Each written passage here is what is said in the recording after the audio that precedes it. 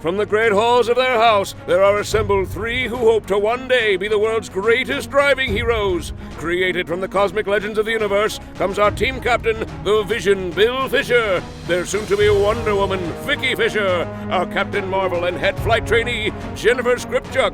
And our Batman, the master of tools, gadgets, and all things mechanical, our mild-mannered soon-to-be billionaire, Alan Danvers. Their mission, to fight injustice, share what is right and wrong, to get you out of your house and come out racing with them and serve all mankind. They are the Garage Heroes in Training Team.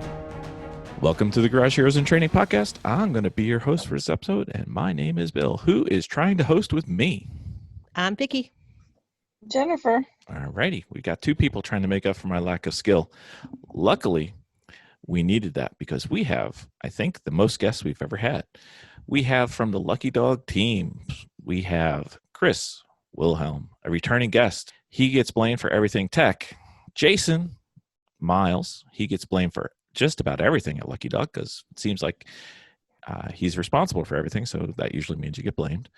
And then we have Briana Miles, who is usually herding cats or dogs in this case, usually running registration and the travel coordinator. So for those Love Boat fans, she would be Julie, your cruise director. And Justin Parcher, he is a rabid fan, a race car driver and volunteering with Lucky Dog. With all the craziness going on around now, Lucky Dog needs all the help they can get. And he is one of the people who has stepped up. So welcome, everybody. Here. Hello. Hello, thank you. No worries. All right. So I usually do a horrible job at introduction. So why don't we start with Jason and then Briana, since you're in the same room, and then we'll try and figure out who's going to go next between Chris and Justin. So introduction, maybe what you're doing with Lucky Dog, and maybe personal life, family life, racing life, whatever you want to get into. Cool. So Jason Miles, I'm the technical partnership manager with Lucky Dog. I deal with all the sponsorships, and I do the social media, and I help with organizing some events like Charlotte. Outside of Lucky Dog, I'm a race team mechanic for a couple of IMSA teams, and I have an online parts business.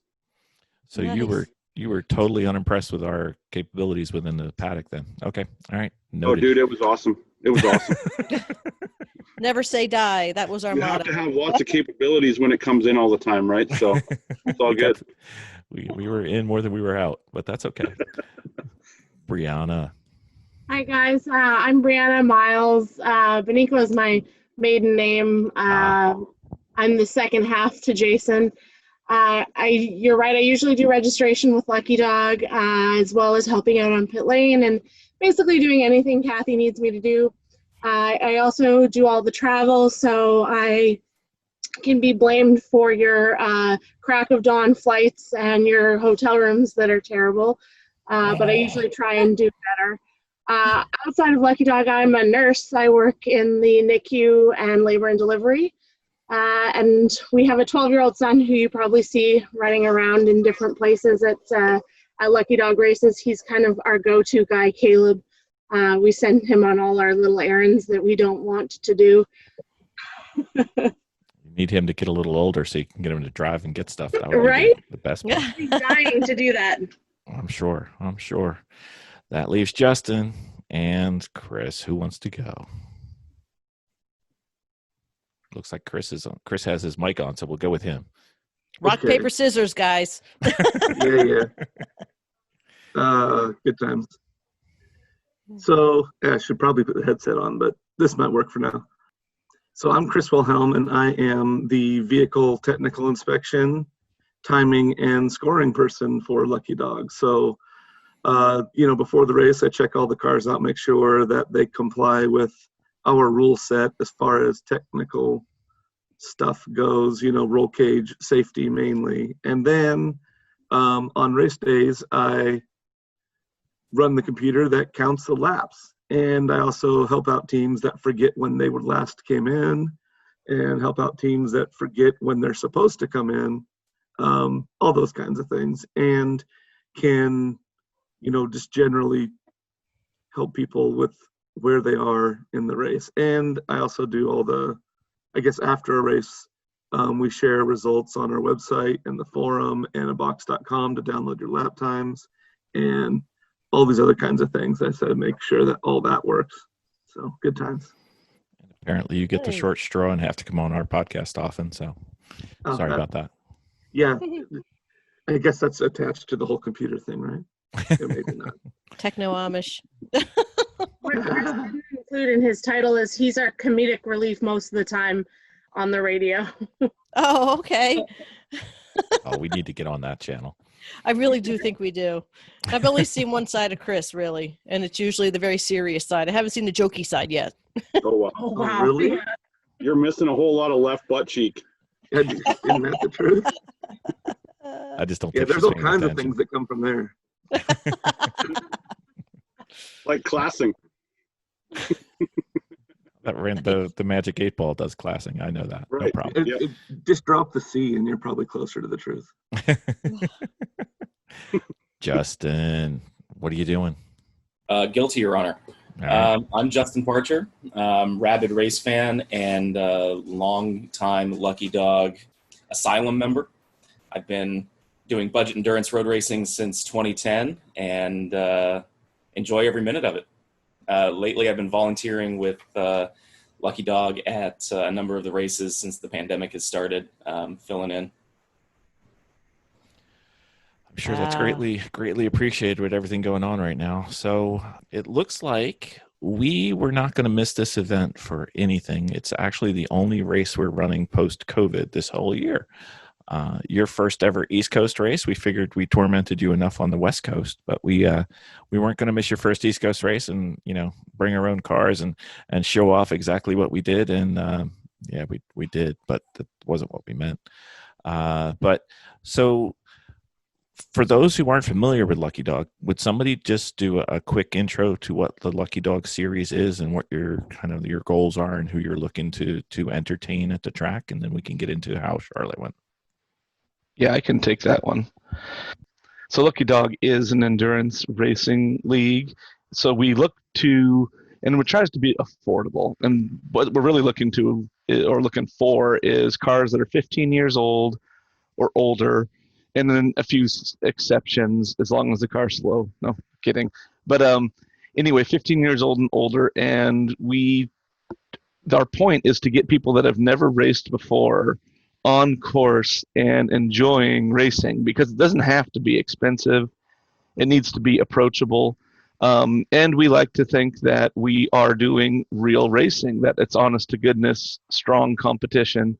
It's not just a parade or for show or like a track day where you're not allowed to pass in certain places and all that silliness. So that's our goal and our purpose, is to get people that have never raced before or that believe that there's too many barriers to getting on track. We remove all the barriers, shove them in a car, and go. Cool.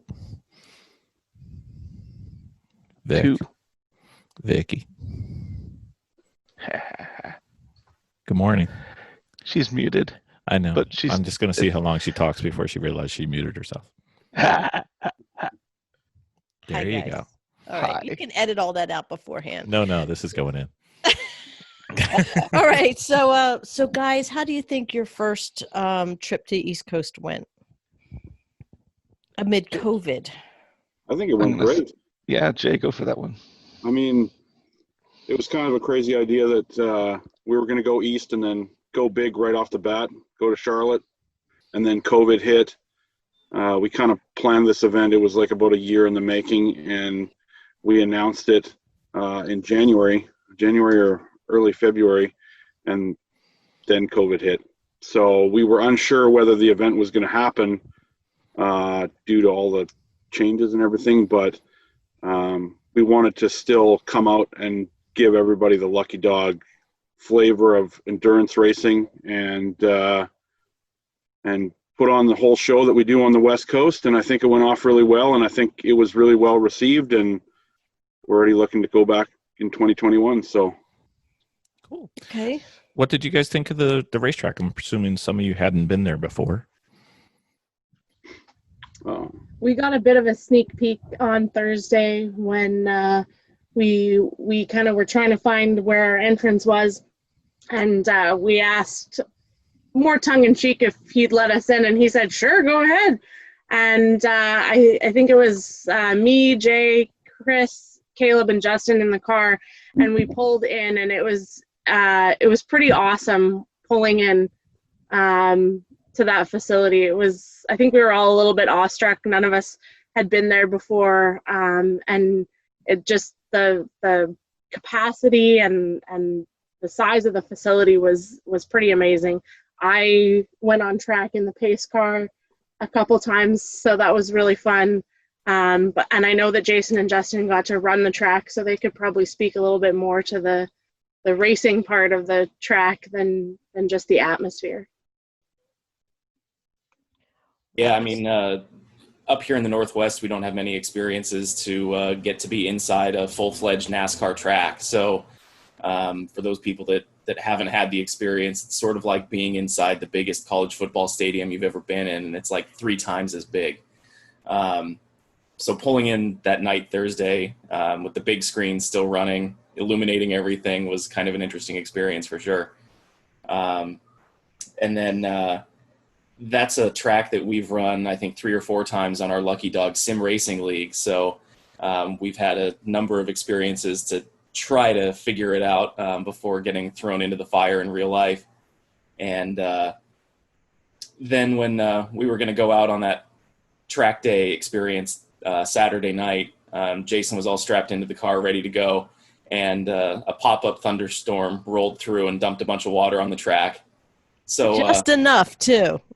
Oh yeah, definitely, throwing a curveball to us. And then 90 minutes of delay for lightning, and then I got a chance to go out and see what it was all about for myself. So just in general, the track alone, discuss what you thought about the track. And besides just the facility, the technical part of it. Is it suitable for Lucky Dog? What do you just for us walking into it, because we're still taking our training, our HPDE trainings and everything, there is very little room for error on that track. Yeah, I would say for sure, especially being out there in the rain. Mm-hmm. It's a little bit pucker moment, especially turn 1 and turn 8. I think it's turn 8 that goes back onto the banking. Yes, it is. Yeah. That's where we parked our Deadpool car there. Right. But there's very little room for error there, and I thought all the teams did a great job in even though we had lower car count, we had 0 car-to-car contact for the whole weekend. So that was pretty amazing. And I was surprised about the banking, how much, even in the rain, you could just, put the pedal down and it would just hold you there, and you didn't even really feel like it was wet. So yeah. And they were steep. Yeah. They were steep. And driving on it, you didn't feel like you were driving on that bank. Right. But looking at the roof of a car as it's going by, it looked like a Hot Wheel. Right. Yeah. The one thing I did notice, though, with a lot of the teams that hadn't been there, is that the slower cars, instead of staying low on the banking and making the track shorter, they just wanted to get up on the top, probably for a wow factor, and go along the top wall. But yeah, it was cool to see 3 wide up on the banking there. It was cool. Yeah, Kathy had to make the announcement. Listen, if you're slow, go low. Yeah. The one thing that I was surprised with at that track was the when it got wet, anything that was painted, any of the track that was painted was like ball bearings. Yep. It was just like, okay, I'm going to lift as I go across start-finish line. No problem. We're good. So how do you think the cars and the teams performed? Were there any incidences that were a little out of the ordinary for this part, or any stories that might come out from the Lucky Dog race? She's trying to start an East Coast, West Coast rap battle. I was about to say the on-track performance, to be honest, was actually pretty good. The car, everybody obeyed and did things pretty awesome on the track. The race log, though, like where I keep things, where that front straight chicane merges right back onto the front straight before start finish, there if you make a mistake in the chicane, you just totally blow it or whatever. We didn't have too many people blow the front one, but there's that little strip of grass there, and I can tell you that if that was real grass, oh my! But it's not real. It's just AstroTurf. We had so many cars decide to bail and jump in on that. So, and just like go straight across the grass there. But other than that, I'd say our strongest deficiency was in the pit lane. I'm fairly certain that none of the teams decided to read our fueling rules, but that's me. No, I'm kidding. That's probably a bit harsh, to be honest. It might be an East Coast, West Coast thing too. Slightly harsh, but not too far off. Yeah, that might be a little harsh, but it was a little bit Wild West on the pit lane. There wasn't just like dimes and quarter drops of fuel hitting the lane. We're talking like a gallon over here, a gallon over there. I was just waiting for somebody to take the cap off and start doing the thing. Apply directly to the vehicle. Yeah, exactly. Apply the fuel directly to the surface of the vehicle. They did that too. That Triumph, it fueled down the entire inside of the car because their fuel thing is on the back deck lid, and there's no lip, and it just flowed into and covered. No way. Yeah, that's British engineering there. Yeah, they were trying to light up like race bar, but in a different way. What did you guys think of race bar? Were they troublemakers or what? I still have Baby Shark stuck in my head a week later. Oh, you have no idea. All of Sunday, that was Miles. Blaring Lucky Shark, Lucky Shark, Baby Shark from the speakers atop the car, and it's loud enough that you can even hear it over all the engines and everything. So I can fit in every minute 30 or whatever it coming by. Did no favors to trying to clear that from my memory. All the corner marshals are just like, please make it stop. You have to make it stop.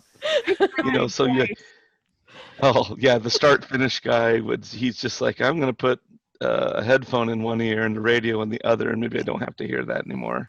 So we're thinking, if you guys have, how you have the black flag with the orange meatball? Yeah. You guys need a black flag with like a treble clef kind of thing. Yeah. And you just flag them for bad music, and they have to at least change the channel. Right. Hey, there you go. Display that one all the way around the course. I just don't understand how that car can continue to run with that much music playing and the alternator just not giving up. Like, is it full of batteries or what? Like, well, not only does it have the Baby Shark with the with the speaker, but it also has a disco ball and a smoke machine on the inside. And if you lift the hood up, it's all lined up with lights underneath. Yeah. And I think at one point they had a dance platform on top of it, and now they put the bar right around the back end with the tap, and this thing runs. It's crazy. Yeah, I mean, they wheeled that thing pretty hard on track, so I think both cars petered out by the end of the day. Yeah, I'm pretty sure. We got there. So were there any other impressive cars that you had seen that might have surprised you? Not used to seeing relatively modern Porsche Cup cars show up, so that was pretty spectacular. Hearing that thing come off of... that was kind of an experiment of we knew they were going to be too fast, but they really wanted to come, and could they stay, be gentlemen out there, and I think they did a really good job. They did. So, second that. I was very worried because I was out there in the first stint. We didn't get I know this is going to come as a surprise. Most of you are sitting down, so we didn't have everything quite dialed in when we first went on the track. I know, surprising. We try our best. Oh my gosh, do we try our best?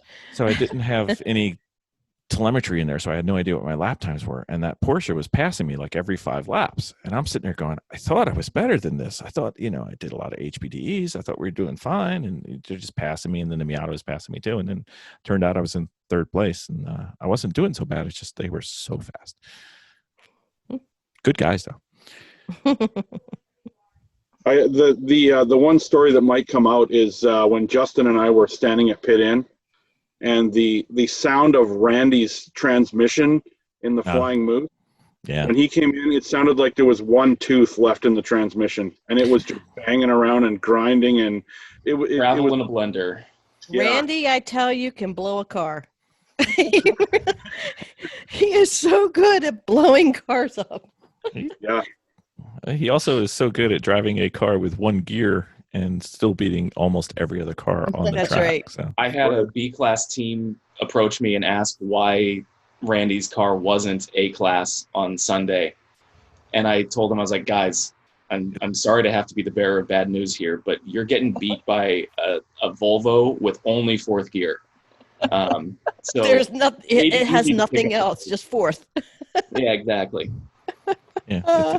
So I was joking around with Randy. I was saying, you're only allowed to do your half-hour stints, but since it's your car, you can do as many half-hour stints in a row as you want. And he was like, "Oh, okay." So I don't think he thought I knew what I was talking about, which is usual, but that's okay. Jennifer. Well, I'm not sure where we are with the doc bill. I Okay. texted you. So All I'll right, take we'll edit that part out too. I'll take question 3. This is why we edit the podcast. It's not because we Did you edit get because my we like. text? Nope. So that's fine. All right. So Okay. so did you guys see any differences in the way the cars were prepped in the East Coast versus West Coast? Because I think you guys, we have kind of East Coast. We have Champ Car, AER, and Lemons. You kind of had a variety of cars here, and I was just wondering because whenever we go out west, it always looks like, wow, all these cars just keep running and they're in really good shape and they actually look good, and we don't belong here with what we drive. So did you guys notice any differences besides the TR7? I kind of thought at the beginning, like of the weekend when we started doing tech, that the East Coast teams, maybe because we're new or it's our first race, but it seemed like people actually read some of the tech stuff and had their tech sheets filled out, most of them, and I thought that, as far as that part of it, seemed to listen a lot better than the West Coast teams that give us flack for everything, including putting stickers on the car. They don't like having stickers put on the car? No, I don't know. I don't want this window banner. I don't want that window banner. I need this. I need that. I'm getting paid by this company to put this on this car. So, yeah. But the East Coast teams, they seem to all be happy to be there and that we were there, and they were kind of willing to do whatever we asked them to do. So it was cool. That sounds about right. They're just happy to race. Yes, sir. Yes, ma'am. Oh, I've never at pit Yeah.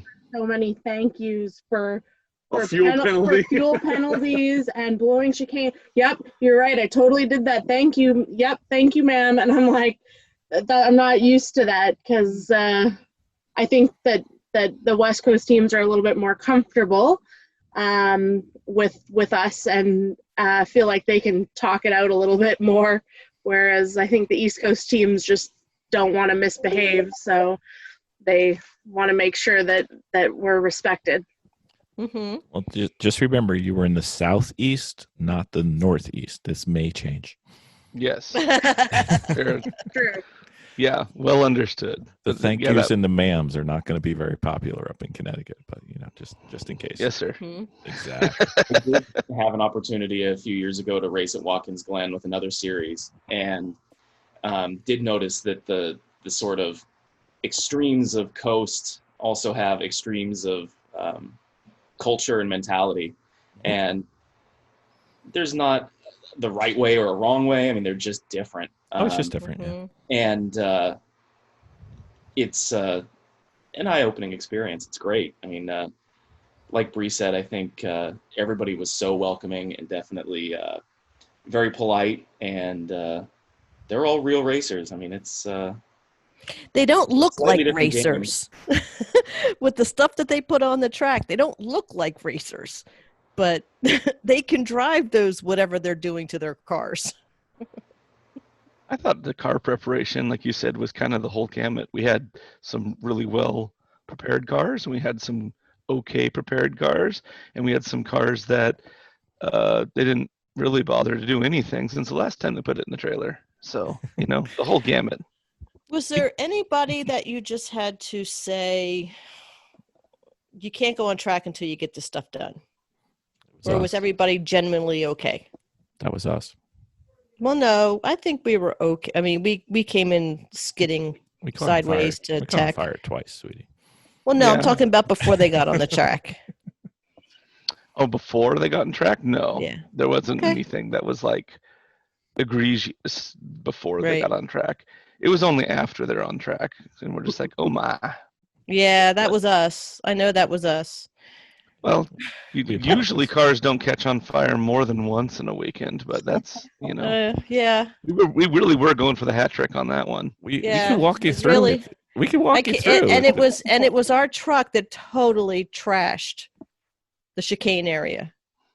Oh yeah. Yeah, that was, and I was on the track. I wasn't going to say anything about it, but he brought it up. Sorry. He's like, oh yeah. Yeah. That comes out of that, of you guys oiling down the chicane. It gave me a use case for Speedy Dry and getting sponsorship because how much product we use. So. Oh my gosh! And we're here to help. And you heard what happened, right? Why that happened is because I think it was. The Cadillac clipped a cone and it went. We either had to avoid the cone and hit the wall or hit the cone. And then when the cone went under the car, it ripped the oil tube out of the filter. So it just emptied. Whatever oil we had, you got. So. And then unplanned thermal event happened. Exactly. Yes. Exactly. Yeah. And I was on the track when that happened. And I remember we probably hit the track around 6 times, 7 times, 8 times. You just couldn't do anything. We'll figure just it out. doing loops. Shout out to the NASCAR cleanup crew, though. I mean, I know. They were pretty quick. Taken care of impressively. Speedy. They know what they're doing. I don't know what you guys do, and this wasn't something we planned on talking about, but when we went out to Laguna Seca and we go out to Portland, we've only been out there twice. Your towing crew is fantastic, and I don't know how you got them to change their faces and be totally different people in Charlotte, but they were just as good. I'm like, I've gone to many places, and the tow crew is, basically cranky. They have to tow you in, which is why they're there, but we'll see. And how many times were you towed in? Me? Just one. Just one. Yeah, so shout out to Northwest Safety back here. Exactly. Mm-hmm. Those guys are fantastic. They gave us an award for being towed in the 196 at Laguna Seca for 8 times. 8 times is a charm. So they start keeping tally on the fender of your car. Yeah. It was funny. You also get a punch card for return tow visits. Yeah. They came over and got me one time. It was the first time they'd pick me up, and they're like, "How you doing?" I'm like, "I'm fine." I'm like, and I started to explain to them where we are. They're like, no, we know where you're at. No problem. So, what was it like finally to have an event without Eric there? Come on, this was funny, guys. No jokes, no nothing. You guys. All right, fine. Be that way. Honestly, it's probably a little bit disorienting. As you can tell, we showed up with a skeleton crew just because travel and things and COVID concerns, et cetera, et cetera. So I'd say the part that was toughest was handling that we were down on staff. We usually just have more bodies to get stuff done. Right. And so it's kind of, a little bit, it makes us feel disorganized or that we're not providing as good of a product as we can when we're running across each other trying to get everything done. When we calculate how many staff we're going to bring, after this event, I think we realized for sure that we can't count Kathy as a pit marshal because she disappears into a tent somewhere and comes out 30 minutes later. So That's it. And then just the size of the facility too. I mean, having the full NASCAR pit lane, even though we were only using half of it, that's still just a lot of ground to cover.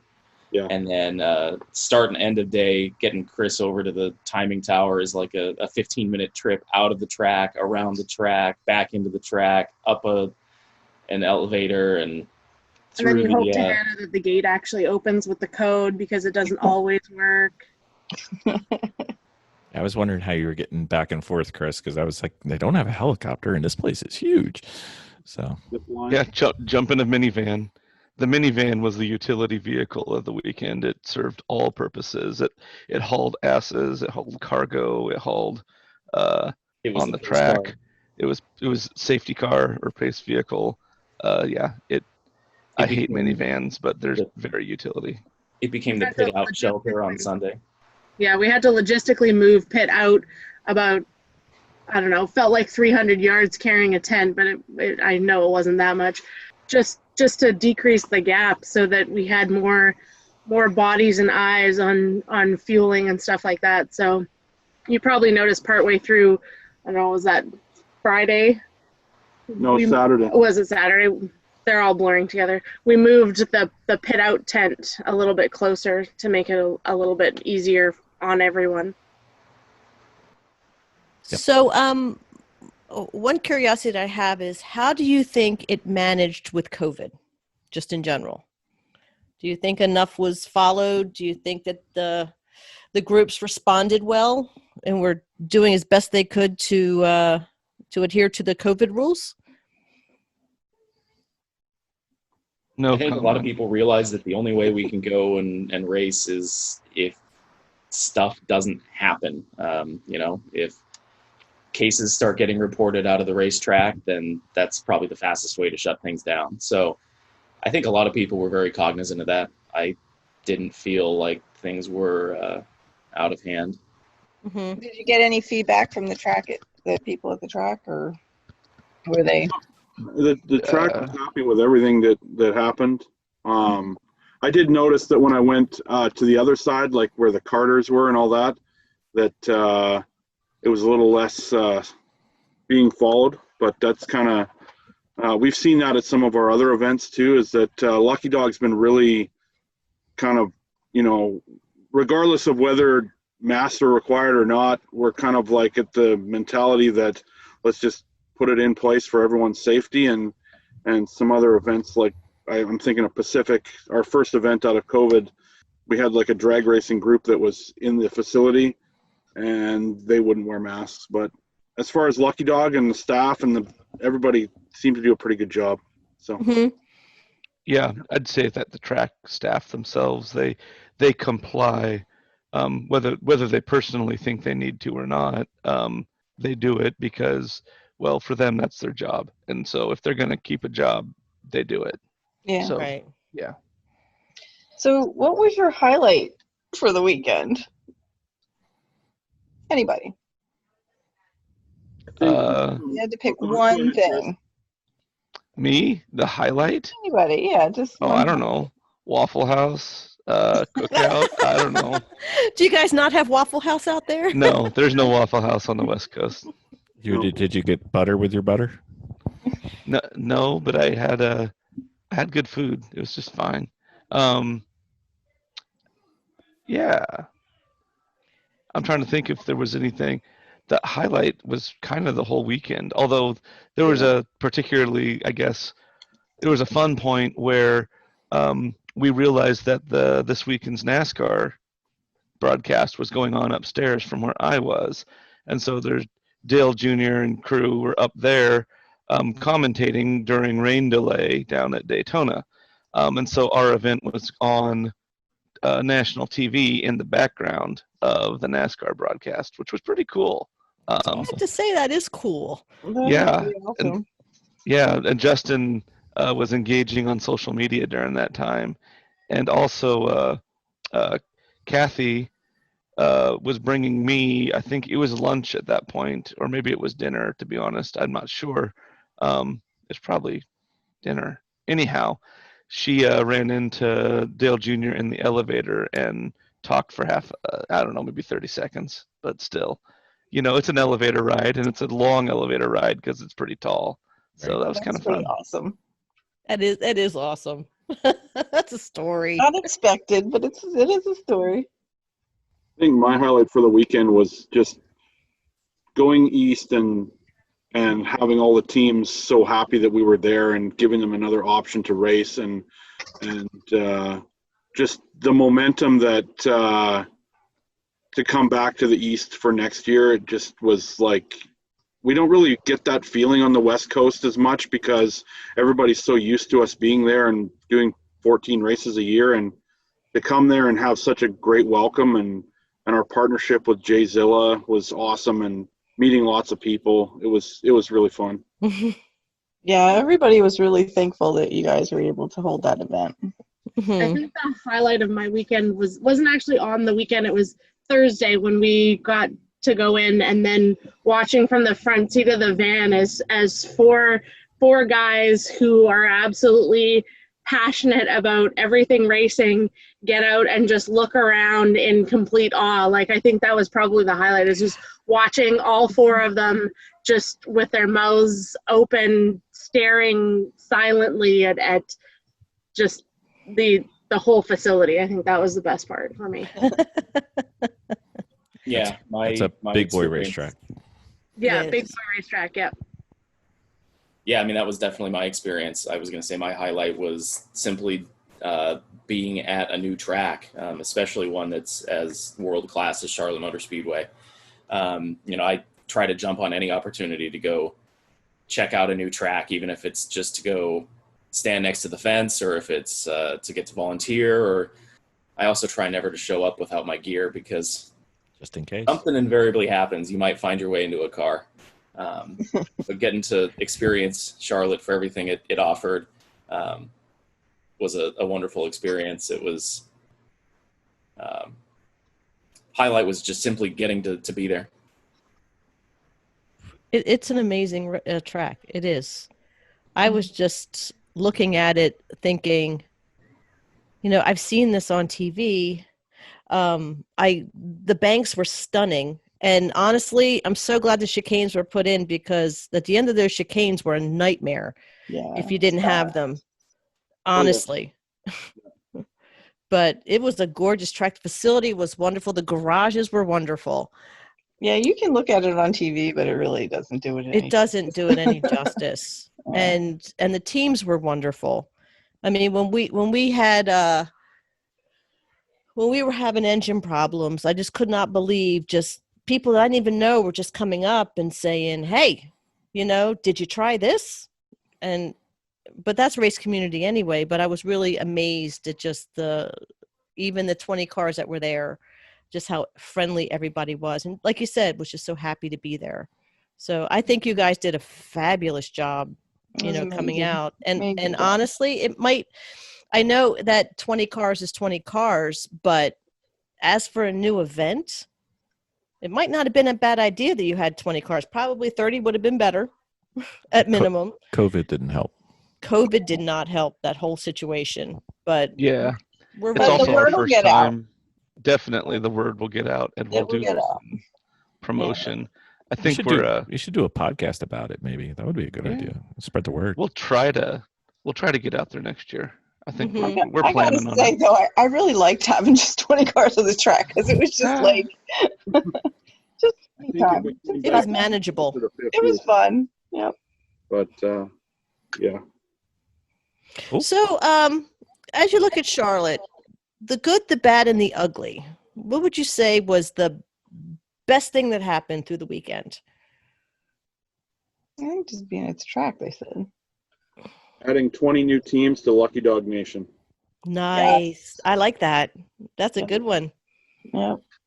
I think you've added more than 20. There's a whole bunch yeah. of people who wanted to come, and it was the Right. weekend after Lemons. It was the weekend before AAR. It was COVID. It was, there's a bunch more people that'll play with you guys for sure. Oh, Yeah. absolutely. Some of the comments we got were, "What do you mean? That's not Lemons. Lemons not running. Where's that at?" Right? So, Yeah, it's already getting out. absolutely it is. I think that if you guys did this on the, next year, and for the fact that, Lemons people already, I know in our circuit, Lemons and then the next levels up are already talking about it. I don't think you're going to have an issue next year at all. Yeah. So even if you did one more and just start dotting them around the East Coast, like here's a Lucky Dog event, here comes the West Coast Lucky Dog event. Yeah, we'll see be what we there. can do. We'll be there. Mhm. As you mentioned, though, there's there's stiff competition in the area, so we've got to do what we can with scheduling to make things to not be the new asshole on the block. So I guess we'll put it that way. Oh, yeah, I don't know anything about that. Well, I'll tell you, during a worldwide pandemic, it was your time to shine, let me tell you, because nobody's really doing nothing. I tell you. So, did anything negative happen during the weekend? Something you learn from, change next time. Something you might do differently. We might do our online drivers meeting before the event, even though we could have a drivers meeting and it was okay. I still think there's some things that we'd like to relay to teams, and it doesn't matter how many emails we send, people don't read. And so if we make attendance at a Zoom meeting for drivers meeting mandatory, and we realize not everyone could do that in the middle of the week, like on a Tuesday or a Wednesday, but I think it helps. So maybe we'll do that next time. We shall see. It's not just your emails that don't get read, so don't feel bad, Chris. I send emails to my team and they don't read them either. So you're in the age of texting. So Justin, what do you think? Well, I know us Northwesterners, we were sorely underprepared for the onslaught of humidity paired with heat. Out here on the West Coast, even if it's 80 degrees, it's probably only like 30 to 50% humidity, and you get too hot, you sweat, it evaporates, you cool off. And we were all trying to take turns in the minivan to just get that 5-minute blast of air conditioning or something, because like I tend to perspire quite a lot, and I was definitely feeling the effects of that by the end of the day. It was hot. Simmons in sweating into the oldies. Oh, it was miserable as far as I was concerned. I mean, it was even though we weren't in Louisiana, it might have well been, because that was 100% Louisiana swamp ball. It was just awful. And you didn't mind the rain. That was the one thing. It's like you were standing out in it at that point just to cool off. Yeah, the rain was fine. It's just the humidity afterward, because you get 4 inches of rain that evaporates in 30 minutes, and you're like, oh. And then it deposits itself on every surface. I mean, you touch a building, the building is wet. You touch a window, you touch anything, and it's sticky. In the garages, the garage walls are sticky. It's gross. We found out that inside a building was actually hotter than being outside. There were several times where I think Chris and I were both looked at each other and said, we got to get out of this garage. It is too darn hot in here. It is cooler outside. Let's go. Oh, and in the garages down where the go-karts were, they had this massive fan. Hey, Vic, pretend you have a microphone in your hand. I'm sorry. So down at the other end of the garages, they had a go-kart where the go-karts were. They had this massive fan that I would just go down there and just stand in front of as my hair's whipping back like one of those those commercials with the Miramax. It was hot. We definitely joked that we should have been sponsored by Gold Bond or something, because that was just man. I actually did bring baby powder for that reason. We could have just rolled in it and it looked like fried chicken or something. I'm just saying, you guys had your opportunity to shave ice right there in the paddock. I had shaved ice. What? Yep. Yep. Bill was serving up shaved ice right there. And of course, Bill was saying, he goes, Yep, I did see that. He was saying that shaved ice probably would have gone over better if we served it with alcohol. Yeah, That's what we learned from this race. We need more alcohol in our shave ice. That's right. I have one other highlight of the weekend that I remember. That was Andy's Custard. I don't know if you guys know about Andy's Custard, but we found that place on we actually flew in on Monday, and then we went down to South Carolina for a couple days, and we found that Andy's Custard, and we went there a few times. We got the punch card, so Win. Yeah. Awesome. That's a good place. So we always like to give a story time opportunity. The good, bad, and the ugly. This would be the ugly. You got any stories? Anything that went completely off the rails?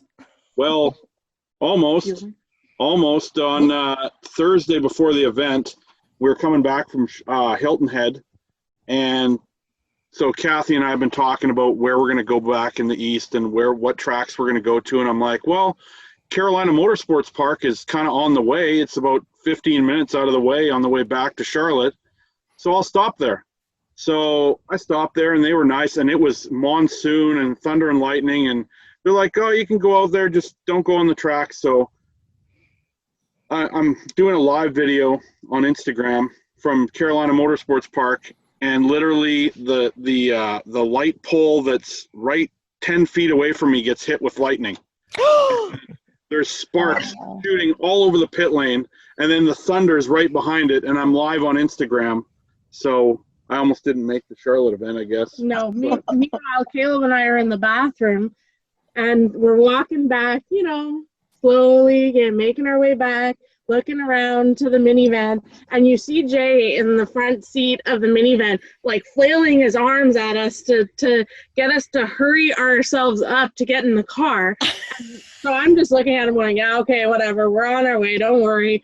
I don't want to walk through the grass because it's wet, and so I'm, sauntering. He's like, I nearly got hit by lightning. Hurry up and get in the goddamn minivan.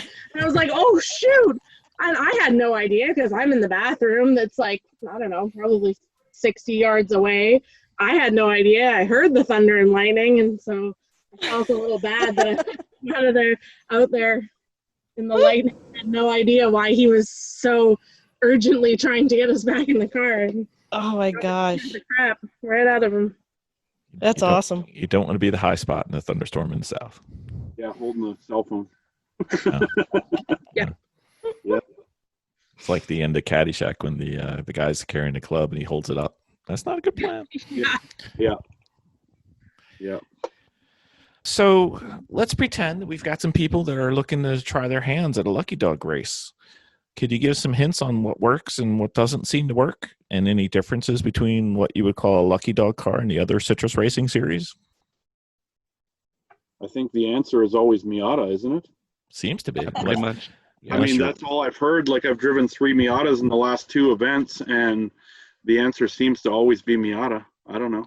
Yeah, there's that. If not Miata, then go find yourself an E36 or a E46. E30s seem to be too expensive for what they are now, but if you've already got one, bring it. And then I don't know. There's a variety of cars you could bring.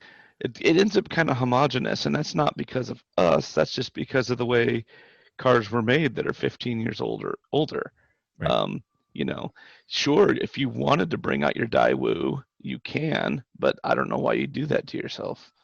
We all know that the Isuzu Ombre is actually clearly the answer. So it's the answer, but the question's really, really vague. Yeah. You should combo that up with an Isuzu Oasis. Do you know the Oasis? I do. You do? And saying that we want to do 2 Isuzus would really be just punishment for us. I have for the Isuzu. Yeah, you got to bring out the iMark. The iMark is definitely the mark of excellence. I want to see a clown theme on the Isuzu. And I want to see clowns jump out of the bed during the race.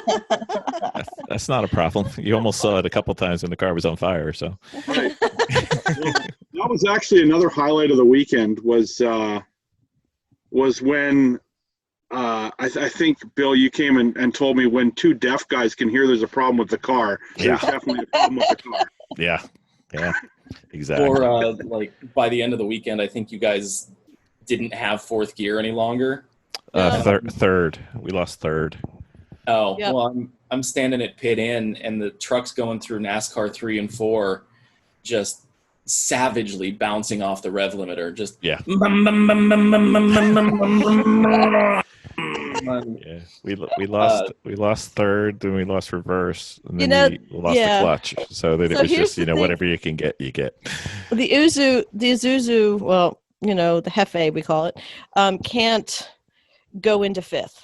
And we warn people when they drive it, don't put the car in fifth because you'll lose reverse and you'll start losing your gears. And somebody threw it into fifth. We're not sure. Yes, we are. Right. We're not saying. We're not saying. We're sure. Right. But at that point, we've also lost the clutch. And at one point, the brakes were having an issue, but we solved the brake issue, I think. I think we lost the master cylinder because we lost the clutch and brakes at the same time. So, call me concerned. Yeah. So I don't know. We'll fix it. I think the Isuzu is just the Hefe is a closed group car, I believe, that the people have to know how to drive it in order to get the most out of it. So, but it is what it is. If you don't have a participation either financially or physically in replacing the transmission, then fifth gear seems like a great idea. But, that's right. But if you do, then you don't do fifth. So don't do fifth. Don't do fifth. No. Yeah. So going back to the origin question here, like I sign up for the punishment of racing a Pontiac Fiero. I'm sorry. Having yeah. They make MR2s, right? Yeah, and seems like all the guys out here decide to put a V6 in them, which was kind of a Fiero thing. So yep. Take what you will from that. When we signed up to do this, we decided that we wanted to race something we know, and I think that's important because if you're taking time to figure out how to repair something or what is wrong, if you've seen that before, that can save time. And going back to sort of the get a Miata or an E36 thing, I mean, having that community of people to learn from or share spare parts with is important. So even if you're goofy like me and decide you want to drive something oddball, form a technical alliance with somebody that has your same deficiency, and let the tide raise all ships. So let me just ask you a question then, Justin. So do you think a team that has a 74 Capri, an 84 Mustang, a 2003 Chevy S10 with an Isuzu on top and an E36, that's not the prescribed method of concentrating on one type of car and learning everything about it? First, Bill has to admit that he has a problem. I don't have a and problem. Then we can work on the problem. I don't have a problem. 84 Mustang, that could be a thing. That could totally be a thing. I mean, the E36 was beautiful. I love that car. Yeah. Deadpool's supposed to regenerate. We're still waiting. Right. Yeah. We'll see how that goes. Yeah. You go out there, there'll be an S54 in there, and you'll be like, how'd that happen? I love when it does that. That would be nice. Excellent. It's just... I don't have a problem. There. You keep saying I have a car buying problem. I have no problem buying cars. I don't know what you're talking about. I beg to differ. I beg to differ there. Race car driver with that problem. Exactly. It's not a problem. I can buy a car every day if you let me. So, all right, good people. We're going to enter into now what we call the Fast and Furious Storytime questions.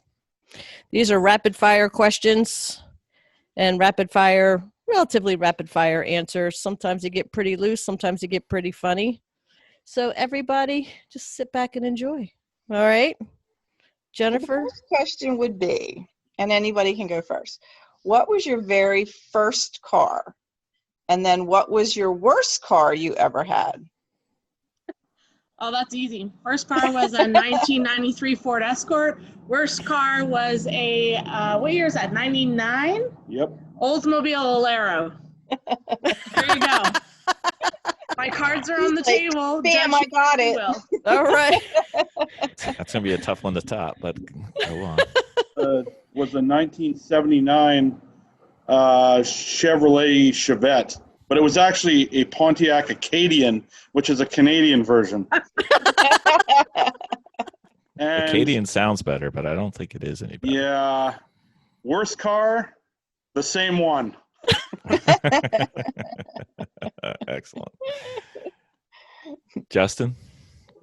First car was a 1964 Volkswagen Beetle that I spent pretty much every break in high school and weekend trying to restore, and got pretty much 95% of the way done, and then ended up selling it to drag home the race car.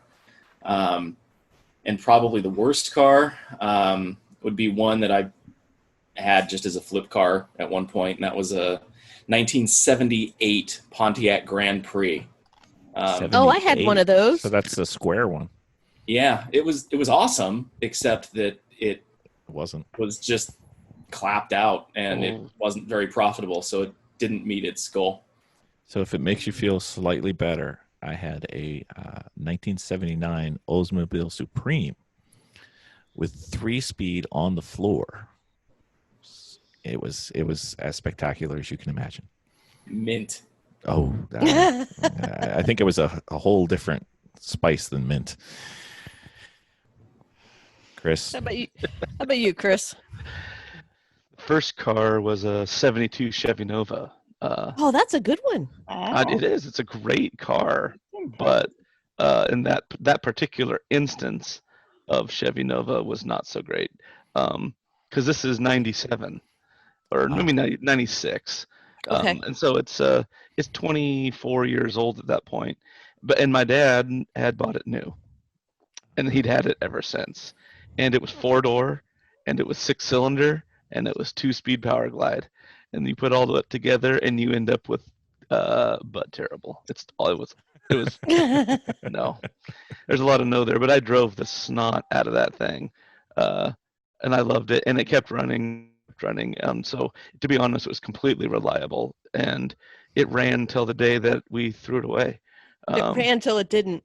No, it totally was still running the day that I finally sold it. I sold the car 3 times. I sold it to a boyfriend of an ex-girlfriend, and then he abandoned it in the Corvallis hospital, and he never bothered to transfer the title. So I got the call from the company that said, "Come get your car." I'm like, "It's not mine," and they're like, "Well, it is now." So I went down there, and I had to put a distributor in it, and then drove it back. And so then I got it back once, and I sold it to a neighbor in college, and she drove it for a year of her high school till her parents said, "You got to stop driving that car." Her parents were offended by its presence or something, and she's like, "Yeah, my parents said I have to give this back." It's like, "What do you mean give it back?" It's like, "Well, do you want to buy your old car back?" I'm like, "How much?" And she's just like, $50. I'm like, "Sure." And so I bought my own car back again for $50. And then the third time I sold it, it stayed gone. And at that point, there wasn't a single piece of usable material on that thing that I could tell. The only thing that was left was the glass and the trunk lid. And then as far as the worst car I ever owned, as far as actually owning them, knock on wood here, I haven't owned a terrible car. I mean, maybe the Nova was terrible, but it wasn't, is the thing. So I don't know. You know what I think? I think the best thing that a Lemons team could do is go find that Nova and bring it to a Lucky Dog race, and have to tech the car that you sold 3 times. Yeah. That would be epic. I'm pretty sure. Yeah, I'm pretty sure it's the Crusher. It's definitely in the Crusher. To get that one back for sure. Okay, all those 6 listeners that we have, get on it. Get on the West Coast. Start looking for that Nova. See if we can find it. Gotta go fund me. I can tell you what the plate number was and what the VIN and all that. I'm sure I could dig it up, but it was so clapped out. We will have the plate number and VIN in the notes on this podcast, so the search will begin. That would be fantastic. All right, guys. What does anybody have a favorite race car driver? I feel like I have to say that my husband's my favorite race car driver. Oh. Vicki never says that about me. But. I don't believe that. I don't believe that when we go to IndyCar or NASCAR. I think her eyes are on everybody else. All right, turnabout's fair play, Jason. Right. I don't know. I would have to say maybe Hans Stuck. Oh, That wow. guy's a classic. Or more present day. I don't know. I don't know. Okay. Well, for those of you who aren't married and are at home, this was the classic description of why the female is usually considered the smarter of the two of us, because Briana got suck-up points and Jason just blew it. So whatever. Yep, pretty much. Yep. Justin. Yep. Growing up, I was a big fan of Rusty Wallace.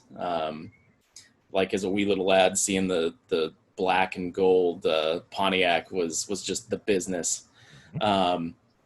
And these days, I have a lot of respect for anybody that's got the versatility to go and race anything. Those kinds of guys that'll do NASCAR, IndyCar, and IMSA and want to try their hand at anything that they can get behind the wheel of. Awesome. Juan Pablo. So, Juan Pablo. Juan Pablo. All right. I swear on my wife and my child I was not speeding. I would actually say my favorite race car driver that's not around anymore is Greg Moore. And I know Justin and I both wear red gloves in the car. So Awesome. yeah. I could have sworn he was going to say Ricky Bobby. Well, that too. Oh, there we go. Red gloves. there they are. Yeah. I've only worn gloves other than red once in a race car. So If he got out of the car and said, I don't think I like driving without my red gloves on. yeah, it was kind of weird. Excellent. So Chris, you have a favorite, or was Juan Pablo your favorite? No, I wouldn't say Juan Pablo's my favorite. I don't necessarily have a favorite race car driver, to be honest. Okay. Although, if you look back, I'm thinking the late '90s World Rallycross has got a lot of awesomeness going on there. And if not that, you can look back further to like Group B. There's some excellent stuff going on there. So, but Cool. as far as an actual driver, good question. No problem. Cool. Okay, next question is, what is the car that got away? You saw it? And Chris, you can't say the same car 3 times. You got to come up with something new. Yeah, the one that got away. That Nova. No, that Nova kept coming back. Yeah, I know. The bad penny. I don't know, to be honest. I kind of have a like for. I had a '75 Dodge pickup. But it was equally abysmal. It was slant 6, 3 on the tree. It is what I taught myself how to drive a manual in, though. So, There is that. with the bent linkage, it's just right. Had to do that just right. But we ended up selling that because it was abysmal. So, yeah. Anyway, but I'd like to have a proper '75 Dodge pickup. Okay. Jason, Briana? For me, a couple of years ago, I was given the opportunity to buy 2 Porsche 944 race cars with a boatload of spares, like a boatload, like it was like a full shop full of spares for the equivalent of about $4,000 US. And I said no. And I kick myself now, but I know I see the cars on the racetrack almost every weekend now, and so that makes me happy, but I wish I would have bought them. I know a guy with 2 3/4 944s. We could talk. Yeah. Briana. I like 944s. They're good. Yeah. Growing up, my uncle had a really old Porsche 911 with the T-top or the Targa top, and that was a whole pile of problems for him. I remember he's an engineer and he kept pouring money into it, but man, I wish that he kept that, because that thing would be super cool right now. Would be. Justin, any car got away yet? Yeah, I kind of have a Chris story. I had a 1986 Toyota Corolla, the last generation that was rear-wheel drive. And those are super sought after these days by all the drift guys. And I had bought it for like $400 non-running, dragged it home, got it running, hot rodded it, cleaned it up, put like a header and a huge carb and a big camshaft in it, and pretty much made it my own. And priorities changed. I needed something else, so I ended up selling that. And always told people, like, hey, if you want to get rid of this, ring me up. And it went through 3 or 4 different owners after that.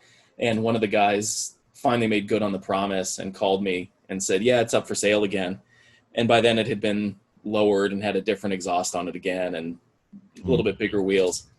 And I think I'd sold it for like $2,400. And the guy comes back and goes, yeah, you know, if you got $4,400, it's yours. Oh And my I was gosh. like, no, too rich It's for my going the wrong blood. way. Yeah, so I'd really like to have another one of those, if not that exact one again. Okay, we'll have the VIN and license plate on that car, and we'll see if we can get that one to go through tech inspection. Oregon license 910 AFC. Oh, okay. All right, very well. Is that everyone? Is All right. So, what was the fastest you've ever driven a car? What car, where, and when? Legally? Justin, you know what? Justin's smiling right now. I He- say, He If has it's- gotten giggity somewhere. oh yeah, if it's on a road, you don't necessarily have to say where you were.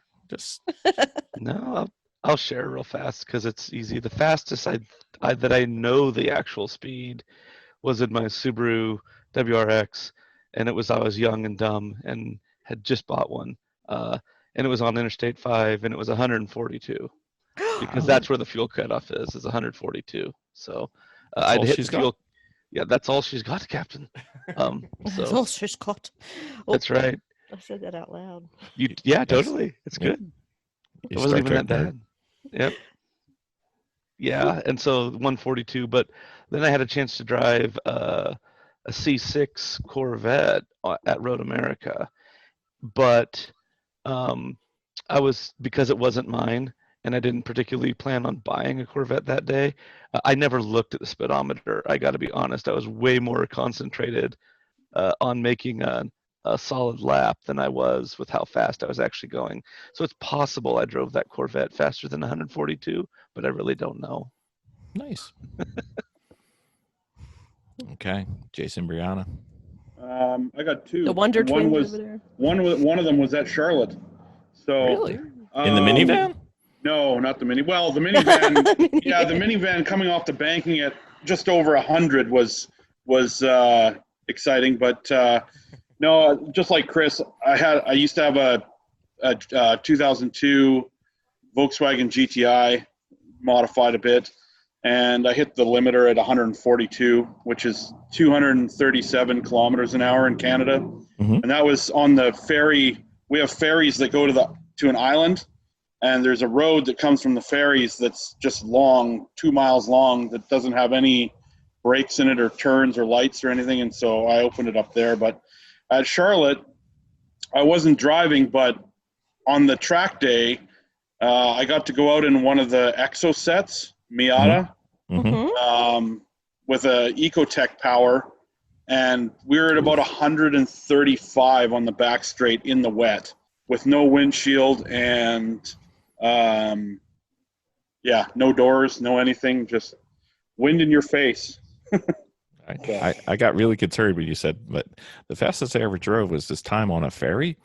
I was Right. I was like, how big Yeah. is this ferry? I mean, you guys growing big up in Canada or something, but okay. Yeah.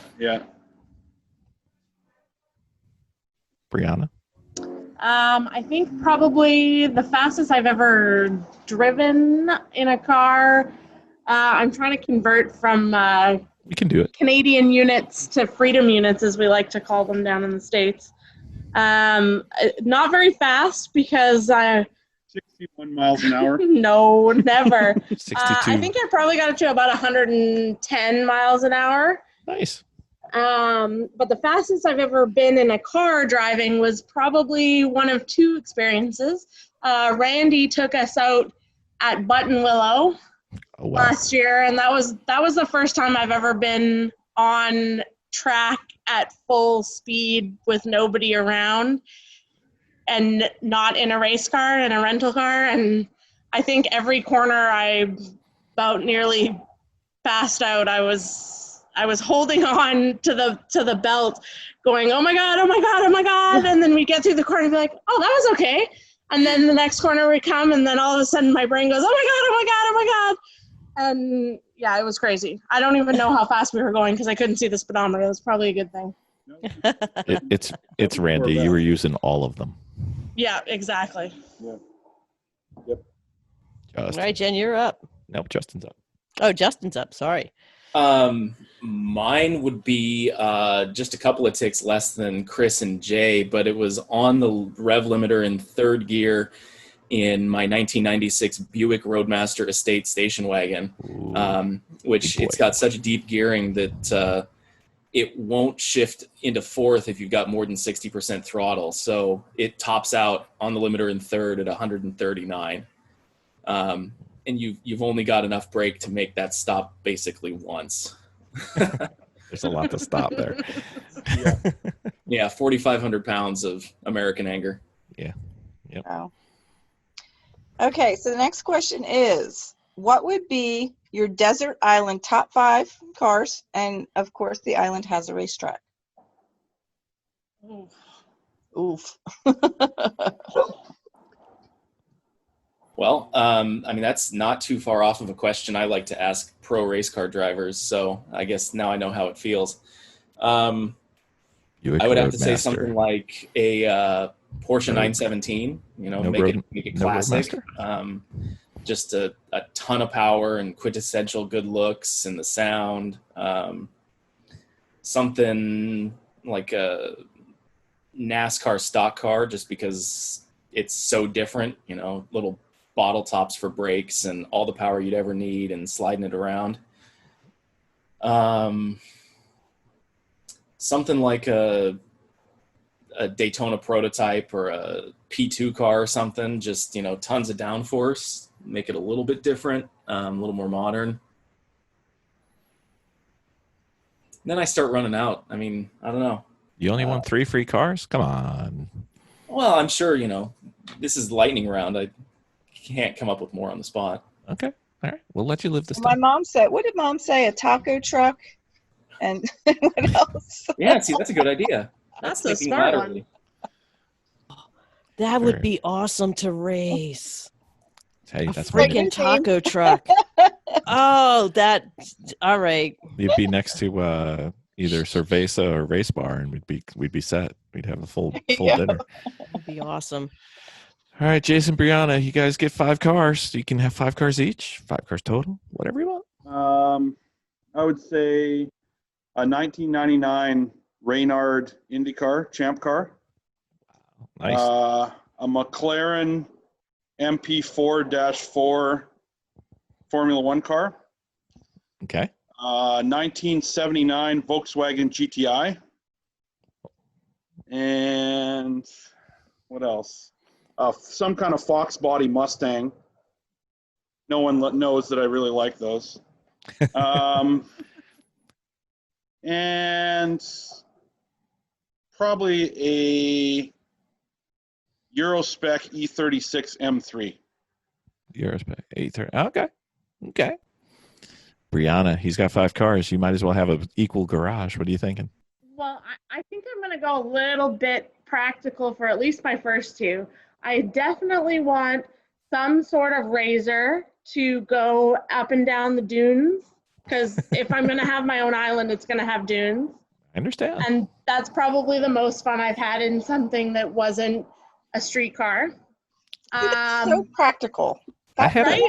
Like, because you got to have fun and you got to enjoy something besides the racetrack and go fast on sand. And what's more practical than some sort of a ATV type thing? And then I'd want some sort of convertible to just enjoy the sun. We're currently restoring my Volkswagen Cabrio. We've been putting it together for a few days now. So it's got a piece of my heart. So I think I might want to take it with me. And then one of my favorite cars, and I'm probably going to get some flack for this, is the Porsche Panamera. It's definitely the most badass. I know you're looking funny at me there. Mom car. It's got you know they seats. make a Taycan, right? Yeah, probably. And then actually, I'm going to steal one of Jay's because one of my favorite Volkswagens is definitely the older GTIs, 77, 79. Awesome. He can have the race cars and I can have the practical fun cars. You see, I went just like you. I did the Myers-Manx dune buggy as one of my cars, and I see where you're going. I agree. Mm-hmm. Okay. Chris, I'm scared to ask because your cars could be literally cars I've never even heard of, but all right. What do you got? It's a good question. I never have the same answer because it's a good question. I'd say for something new, probably like a Lambo Aventador. I think it'd be fun, like just a brand new one. Why? Because I had to have something new. Go back in time a little bit. I've always really wanted like a BMW 540i wagon with the M Sport package, so like a 94 BMW wagon. That's a good one. Those are sweet cars. Yep. Yeah, they're awesome. And then a GT40, like a 66 Ford GT40. That's just raw. And then we already talked about it, but I need that 72 Chevy Nova again. I got to have that. And it's not going to be 4-door with a 6-cylinder though. That's the truth. And then the other classic car I really like, and there's no real explanation why, but it's a 66 Plymouth Satellite, 60 or a GTX, but most of them are just normal satellites. You can make a GTX out of the Satellite easy enough. So yeah, 66 Plymouth Satellite. So I guess that's 5. Yeah. I'm sure you could have more. Oh yeah. Everybody's been throwing around so many good ideas here. I think I filled out the last 2 bays of my garage. Okay. Jay said McLaren, and then I instantly thought I need the 1995 24 Hours of Le Mans winning McLaren F1. And then, if we're going to keep it on like race cars, then, maybe I want like a 1955 Le Mans Austin Healey. Wow. Okay. I think you have the eclectic garage taken care of then. All right. So nobody else will ask the question. I'm asking the hard-hitting question. Jeremy, Hammond, May, Chris, Matt, other. Jason.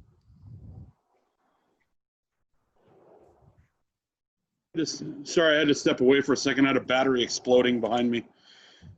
We're not racing this weekend. You're not supposed to have these things happening. I could smell something coming out of the corner of the shop, and I'm like, what is that smell? And I go over there, and there's this battery that's like ballooned up and leaking acid all over the place. Well, if you need to go, these questions aren't that good, No, I'm good now. It's outside. If it starts on fire, it's fine. Okay. So Jeremy, Hammond, May, Matt, Chris, other? I think the real answer here is Bill Fisher. Oh, geez. Yeah. Wow. I think you're right. I'll go with that. Wow.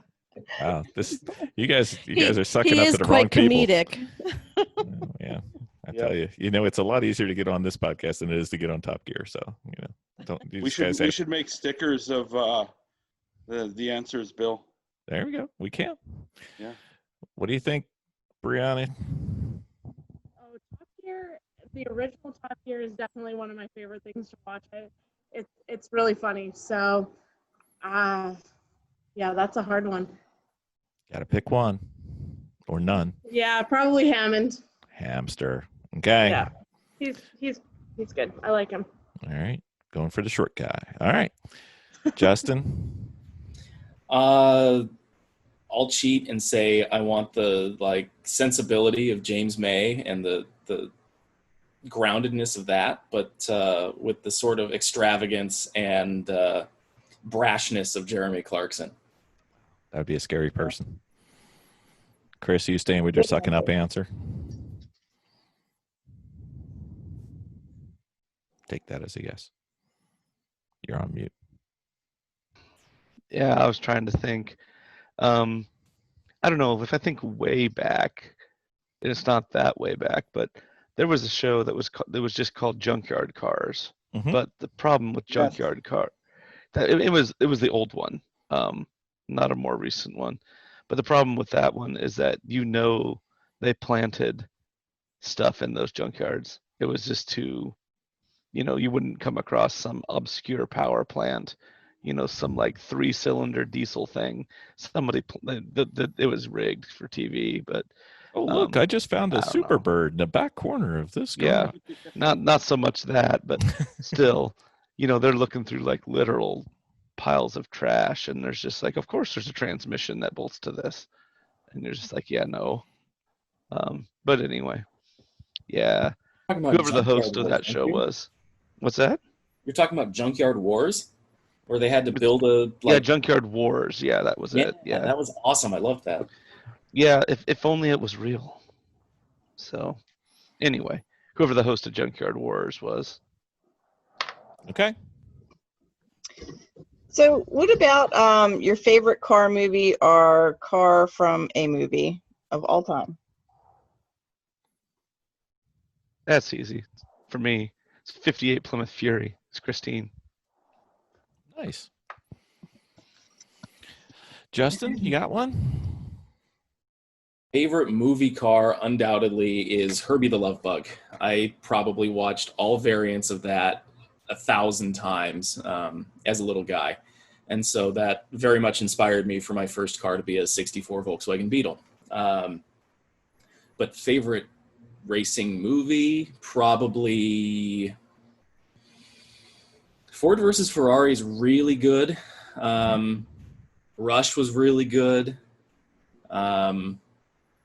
For actual entertainment, one of those two. Hey, don't forget Days of Thunder. How realistic, Talladega Well, that was- Nights.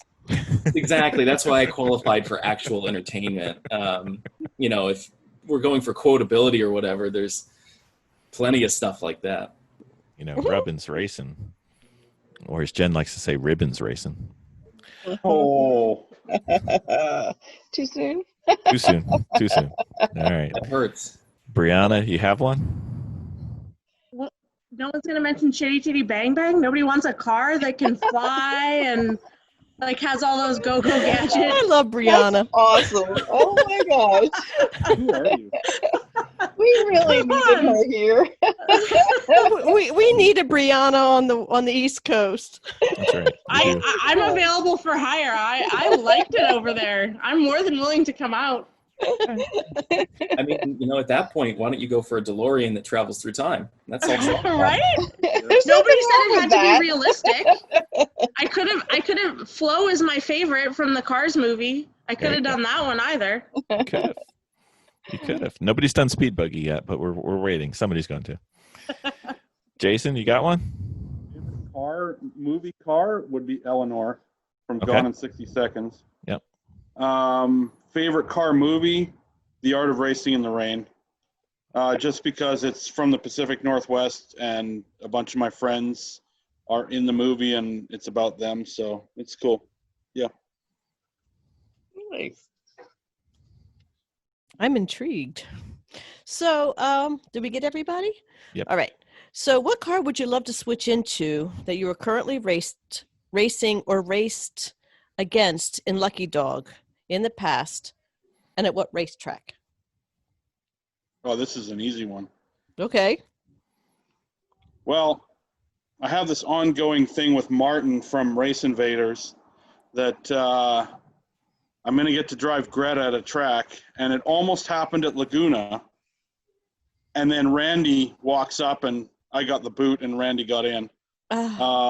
So I'd like to race Greta at the Ridge. So is that the car with the teeth? Yes. Okay. All right. I know that Yep. car. Yep, Ecotech green- swap Miata. Green Ecotech Miata that's got crazy suspension and aero and the whole thing. Not a lot of power, but enough to make it fun. It still goes. That car's quick. Yep. Yep. Briana? I don't race because it's too expensive for two of us to race. Someone's got to be helping the racers out. So I'd actually like to see Jay in probably one of two cars, either the Son of Andre 16 or the 944 U-Boot car. Mhm. And I'd like to see him at ORP because I know that's one of his favorite tracks. In addition to the Ridge, those are both two of his favorites. So I'm going to go a little bit different than he chose, and I'm going to pick one of those two at ORP. Okay, nice. Justin looks like he's dying to answer. So A bunch of years ago, Chump Car had the promotional car that they brought out, the Chump Master wagon. Oh, And gosh. it had an LS swap and not enough tire, or at least not the right tire. I mean, maybe it wasn't the right width, but they took that to Daytona and had like 4 racing seats and 4 sets of harness in it and took people out up onto the banking as fast as the thing would go. So I'll have to duplicate that. I just want to turn at like 150 or 160 miles an hour in a station wagon at Daytona.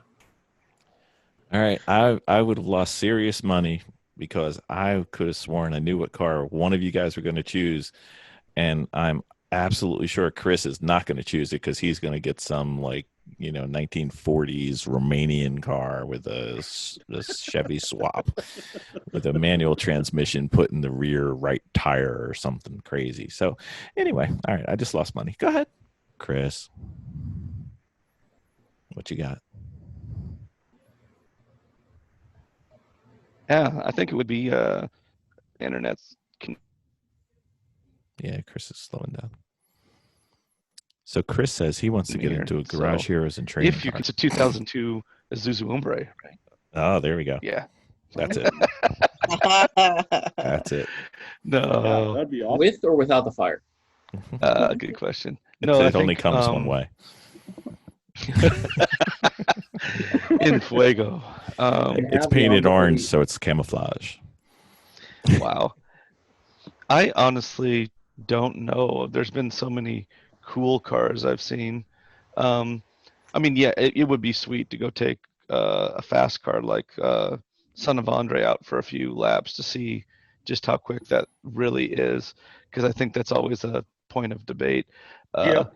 But yeah, I think it's pretty fast. I think it's really fast. But at the same time, I do have a love for the strange and the malaise era, and so I think I've seen. I think it's like the heaviest car build is a sport coupe that I know of, and that'd be like a '77 Ford Thunderbird, because I think it weighs something like 4,660 pounds. It's got a 460 that puts out like 105 horse. Yeah, it's absolutely epic. It's such a it's just awful in every way. It is the epitome of malaise, and I'd like to whip on that thing. That is one of the least stressed engines in the history of the world. I think the closest thing we have in Lucky Dog right now to that would be the '07 fully loaded Lincoln that runs on the West Coast, and I'm sure Chris would like to whip that thing.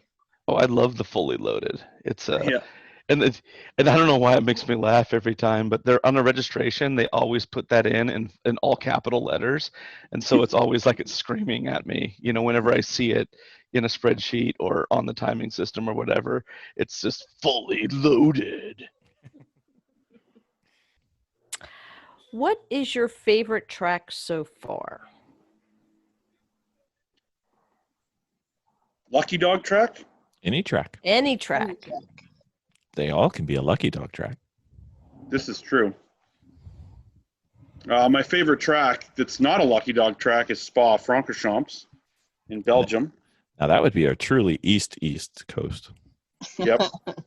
My favorite Lucky Dog track so far would probably be the East Course at Utah. That was it. It looks flat and it looks kind of simple, but it's a pretty challenging track, and there's a lot of passing zones, and you got to have big balls to pass there. So it's a fun track. Awesome. I think my favorite track is Utah as well. I really enjoyed the format that we did there and just everything about the track and the area, and I'd go back there in a heartbeat. Awesome. Chris, I'm scared to ask. Yeah, my favorite track. I really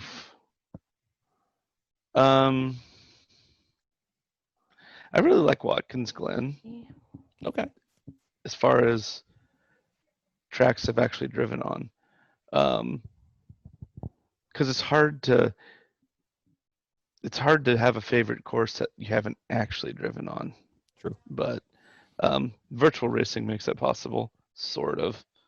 But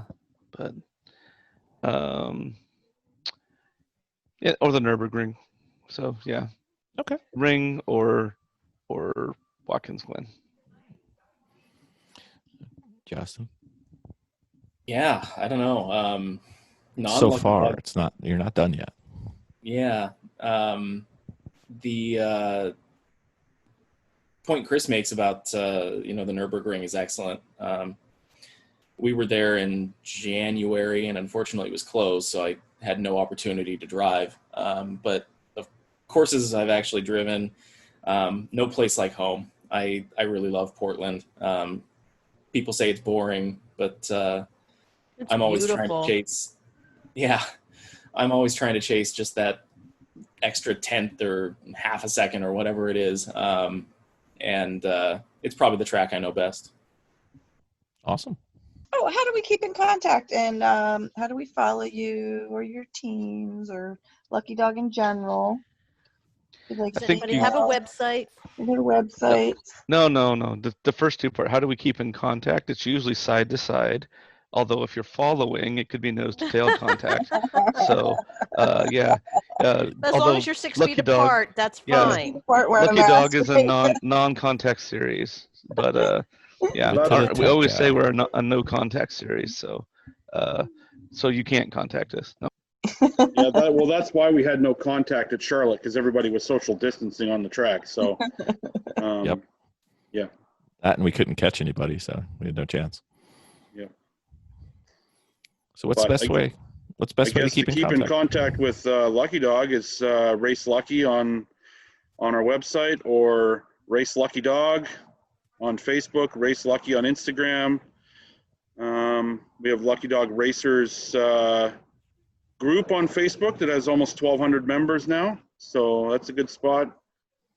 Personally, I'm West Coast J on everything: Instagram, Facebook, everything else. Yep. You can always get a hold of the top dog, Kathy, and that's info@racelucky.com. Racelucky.com. Yep. And I'm Chris at racelucky.com, and that's Jason at racelucky.com. So email is effective as well if you've got questions or just want to talk about stuff.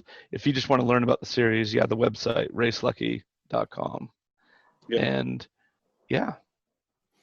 And then what if you were into the iRacing with all the COVID going on? Is there a Lucky Dog place that we could get together with some fellow Lucky Doggers? Yeah, we have Lucky Dog Sim Racing Facebook page. We also have a group on Facebook, and on iRacing, it's Lucky Dog Sim Racing League. Just search it. We're starting the new season in a couple weeks, so, and I'm sure Charlotte will be on there this year. That would be awesome. That would be great.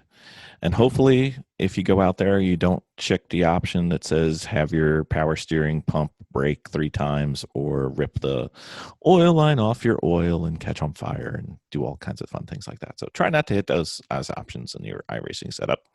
It makes for a much better race. Well, thank you guys. Thanks everybody for coming on. And we had a blast. We always have a blast with you guys. We plan on coming out at least once next year, hopefully. And hopefully things get back to normal and we can come out a lot more. And maybe you guys come this way for 1 or 2 or 7 races. That'd be fine. Thanks for having us. And yeah, I agree. You did have a blast of power steering fluid and oil. Wow. That's it. Yeah.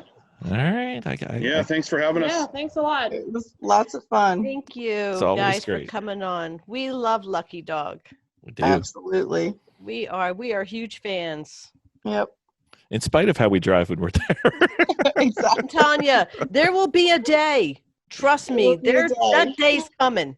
We're going that to we take a can checker actually flag one day. Finish a race. That's I'll right. be okay to finish a Yeah. race. Oh, we do have a theory we didn't get into. The theory is that when we fly out to the West Coast, the car brakes, and when Three Pedal or Everyone Racers flies out, the car brakes. And when Jeff and Lonnie flew out this way, the car broke with them driving only, except for one notable exception. So we're thinking that when you're in the wrong time zone, the car just doesn't like it. It doesn't feel right. It's got the wrong connotation. Bad So mojo. Wrong Yeah. feng shui. exactly. So we're going to do one where we're all in the right time zone. On the next East Coast race, we're going to have one car where only East Coast people drive it, and see if we can break this streak. I have another theory. What if we all went to the central time zone? Then everything will be perfect. That would be fine. Oh. We'll There's meet in the a middle thought. at Mid-Ohio or Road America or Road America. Road Jen- America. Jennifer's going to vote for Gingerman because that's one of her I favorites. really liked Gingerman. That was a lot of fun. That was a fun track. Gingerman would be good. Or Coda. And there Yeah. aren't any walls there. No walls. Oh, Yeah. Jason, I don't know if Kathy got to share with you our tremendously horrible idea that we think is fantastic. So imagine a half rally at Dirtfish, Oh, yes, I heard this. half road race at the Ridge. At the Ridge. I Yeah. think that would be a spectacularly horrible idea that we think is great. Do you have to use the same cars or can you have two different cars? I don't know. I'm kind of leaning towards the same car. Well, that would be definitely interesting. I was Rally thinking- and Ridge Park for me. I'm thinking that the RS4 isn't going to perform terribly awesome on dirt, but that's a thing. We could put studs in it. I don't know. No. Yeah. Where there's a will, there's a way. I'm just thinking we probably do the Ridge first Yeah. because the cars may not look quite the same when they get done with with the rally part. Right. Don't want to bring all that We gravel. could just on leave the- them all out in the. We could leave them all out in the forest somewhere. Yeah, I mean, I think I got a chance at passing Greta on the rally side. Yeah, maybe. Maybe. Yeah. I don't know. We'll see. Yep. Well, thank you again, guys. This was great. We enjoyed it every time, and we can't wait to go out racing with the Lucky Dog crowd again because you guys are fantastic. Sounds good. Thank you. Have a great night. Bye, Bye. guys. Yeah. Take care, everybody. Ah. Dominating with Dawson. All right, Ben, we're coming off our HPDE. We've been working through the classes, and during the class, they say, especially in HPDE 1, they say you're coming into a turn, you apply your brake, you come off your brake, you do your turn in, you go to your apex, and then you apply your throttle. Vicki, I know, has done it at least once or twice. I even have done it many, many times in my past. I'm not sure about Jen, but I'm guessing. Occasionally you'll come into a turn and you'll be there and you'll do your turn in and you'll see that apex coming and you realize that, hey, I need some gas to even get to the apex. Or so what happened? What are we doing, or what did we do wrong, and what causes the need to apply a serious amount of throttle before you even get to the apex? Or what is that indicative of, and what can we do to avoid it? I guess would be the way we're going. Gotcha. That sounds like a couple of things that could be happening separately or together.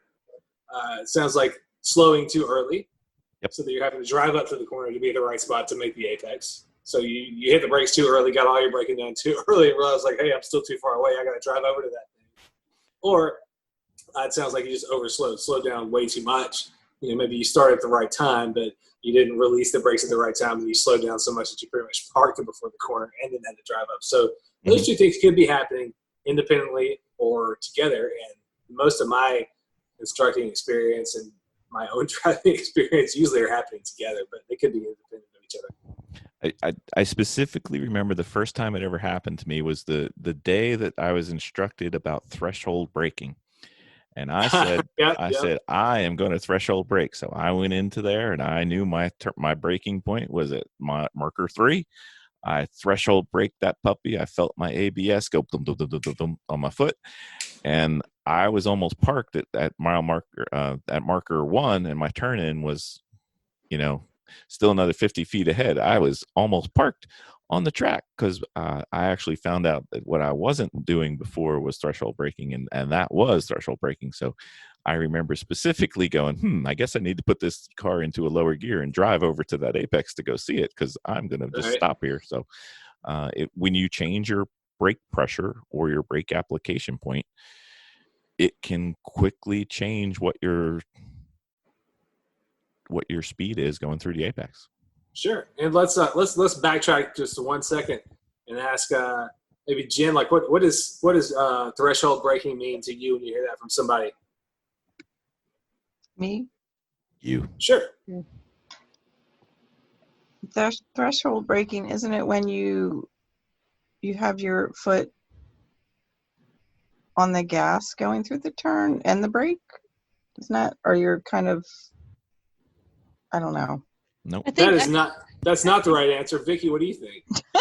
I think threshold braking is a. Jen, would you like to phone a friend?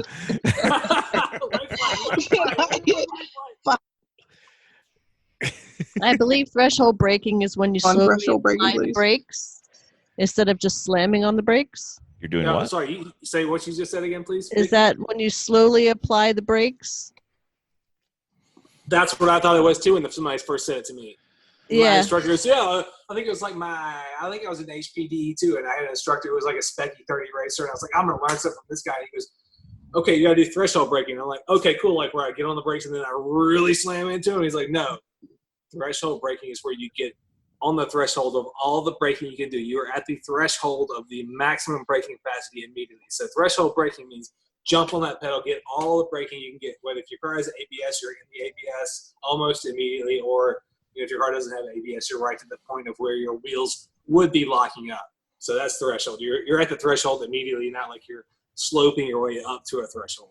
Oh, so we're just talking like at the very end, just slamming without locking. We're talking about all of your braking is done at the very threshold of the grip you have. So all of your braking is immediately as hard as you can get it. So threshold braking means I'm braking as hard as I can all the time. Like as soon as my foot hits the pedal, it's all the grip I can get all the way till I release the brakes.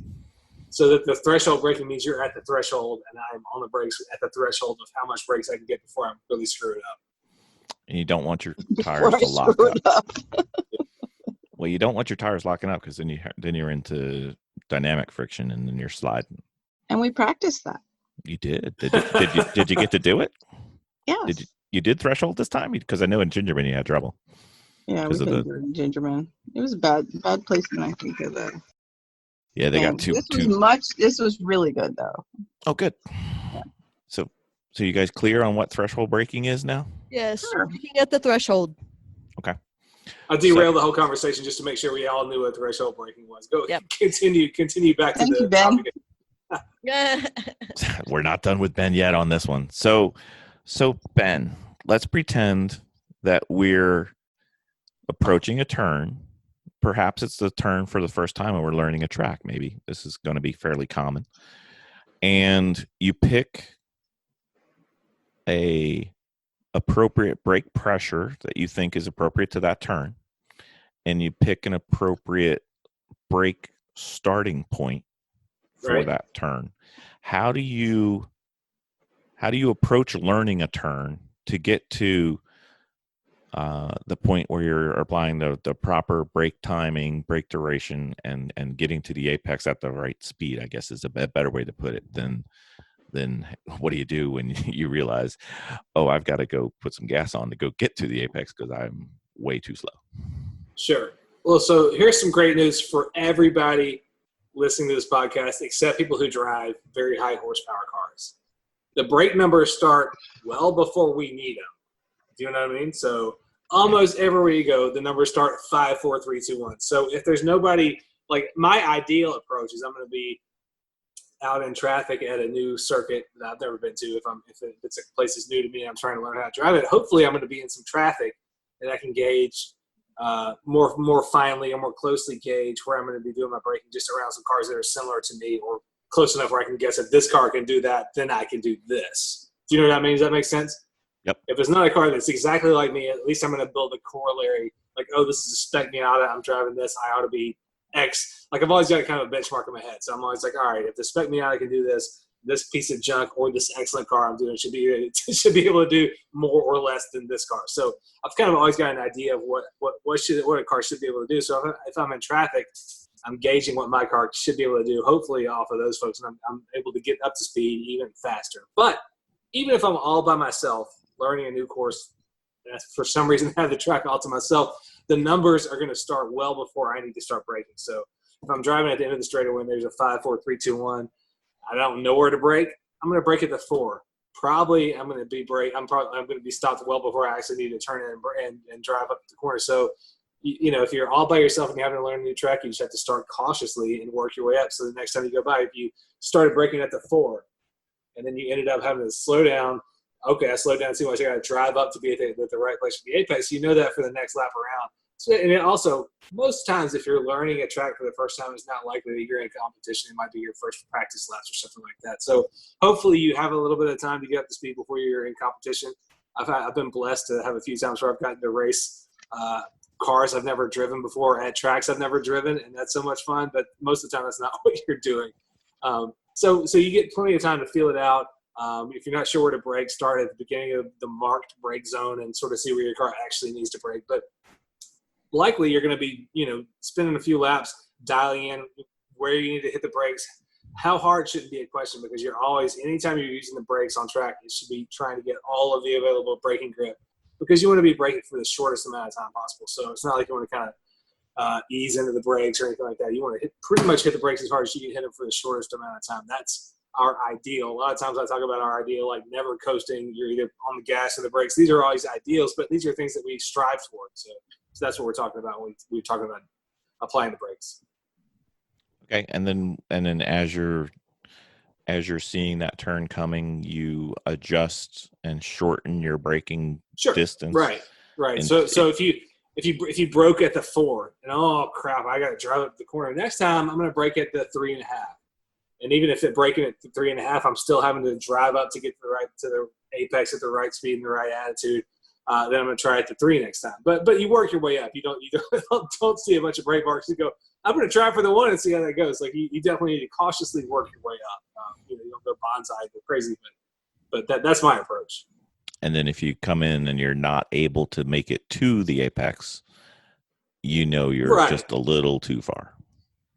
Right, exactly. Like if you come in and you realize like, oh, I overdrove the apex and I had to go way out to the edge of the track or even a couple of wheels off to try to make it around the corner, then you realize you need to back your braking up a little earlier.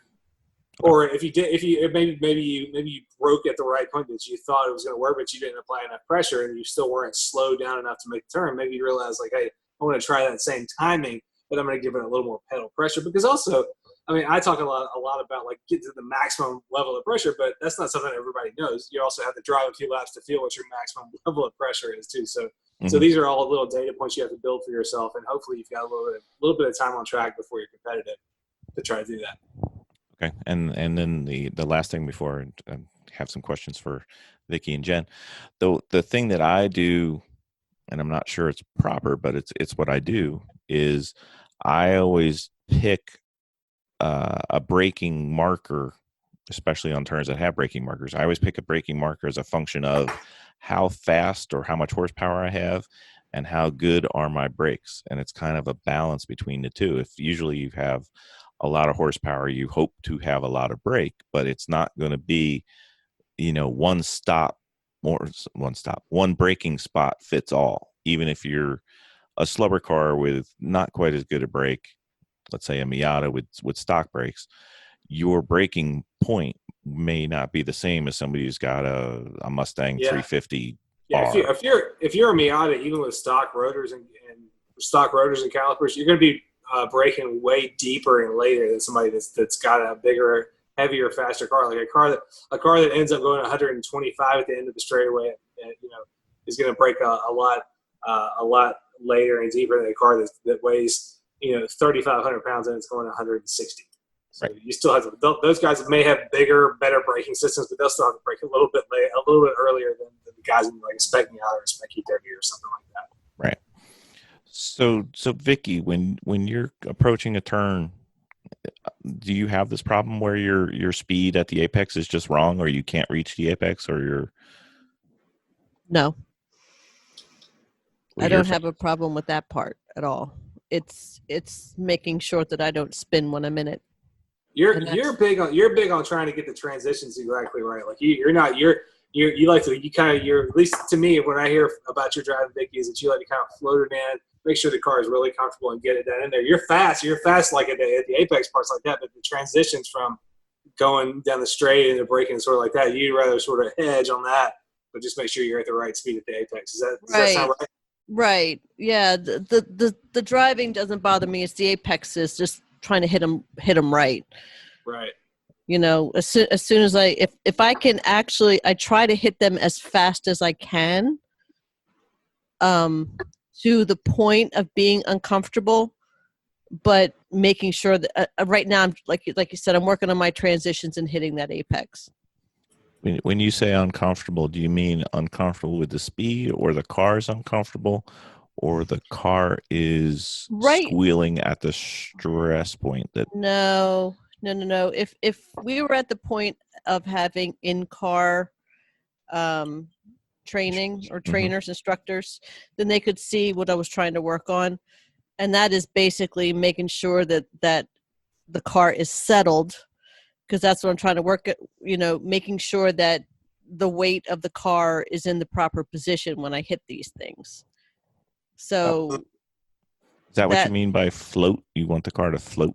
I'm realizing that float really isn't the right term anymore, because I don't want my car to float. I really want my car, because if the car is floating, it means that the car has more to give. So I learned. But right now it's making sure that the weight is shifted where it needs to be when I start going into the turns. Yep. Left to right or front to back? Front to back mostly. Yeah, but you're out there driving with chassis dynamics on the brain, right? That's good. Yeah, well, yeah, because if I don't, sometimes I feel like that back end's going to go somewhere, What if it does? or the other thing is I always have to remember that if there is an uphill, then I can actually hit that faster, and I don't have to worry about it because the car is going to settle down with the gravity. Right. You get the added compression with uphill, right? Right. So those things are on my mind at the same time. And I have to remind myself that even though I'm going to hit this one turn, that's a slight turn, even though I'm hitting it at top speed and it's a turn and I want to slow down, I may not have to, because it's actually a divot to go uphill. So it's compressing the car. So did you get to go out with anybody at the last HPDE we went to? No. That's good. That's fine. Keep your mask on and stay out of people's car. I mean, that's cool. Yeah. Well, the other thing, the big learning experience that I had, and I think I brought it up on one of the podcasts, was for the HPDE is to be able to move in front of the instructor, because it takes a fixation off the back end of that car. Target fixation is a big deal in DE and race driving, right? Right. When you have to do follow behind in groups, it is. So you have a tendency not to look up because he's instructing you where you want to be on the track. Right. Yeah. You kind of get tunnel vision.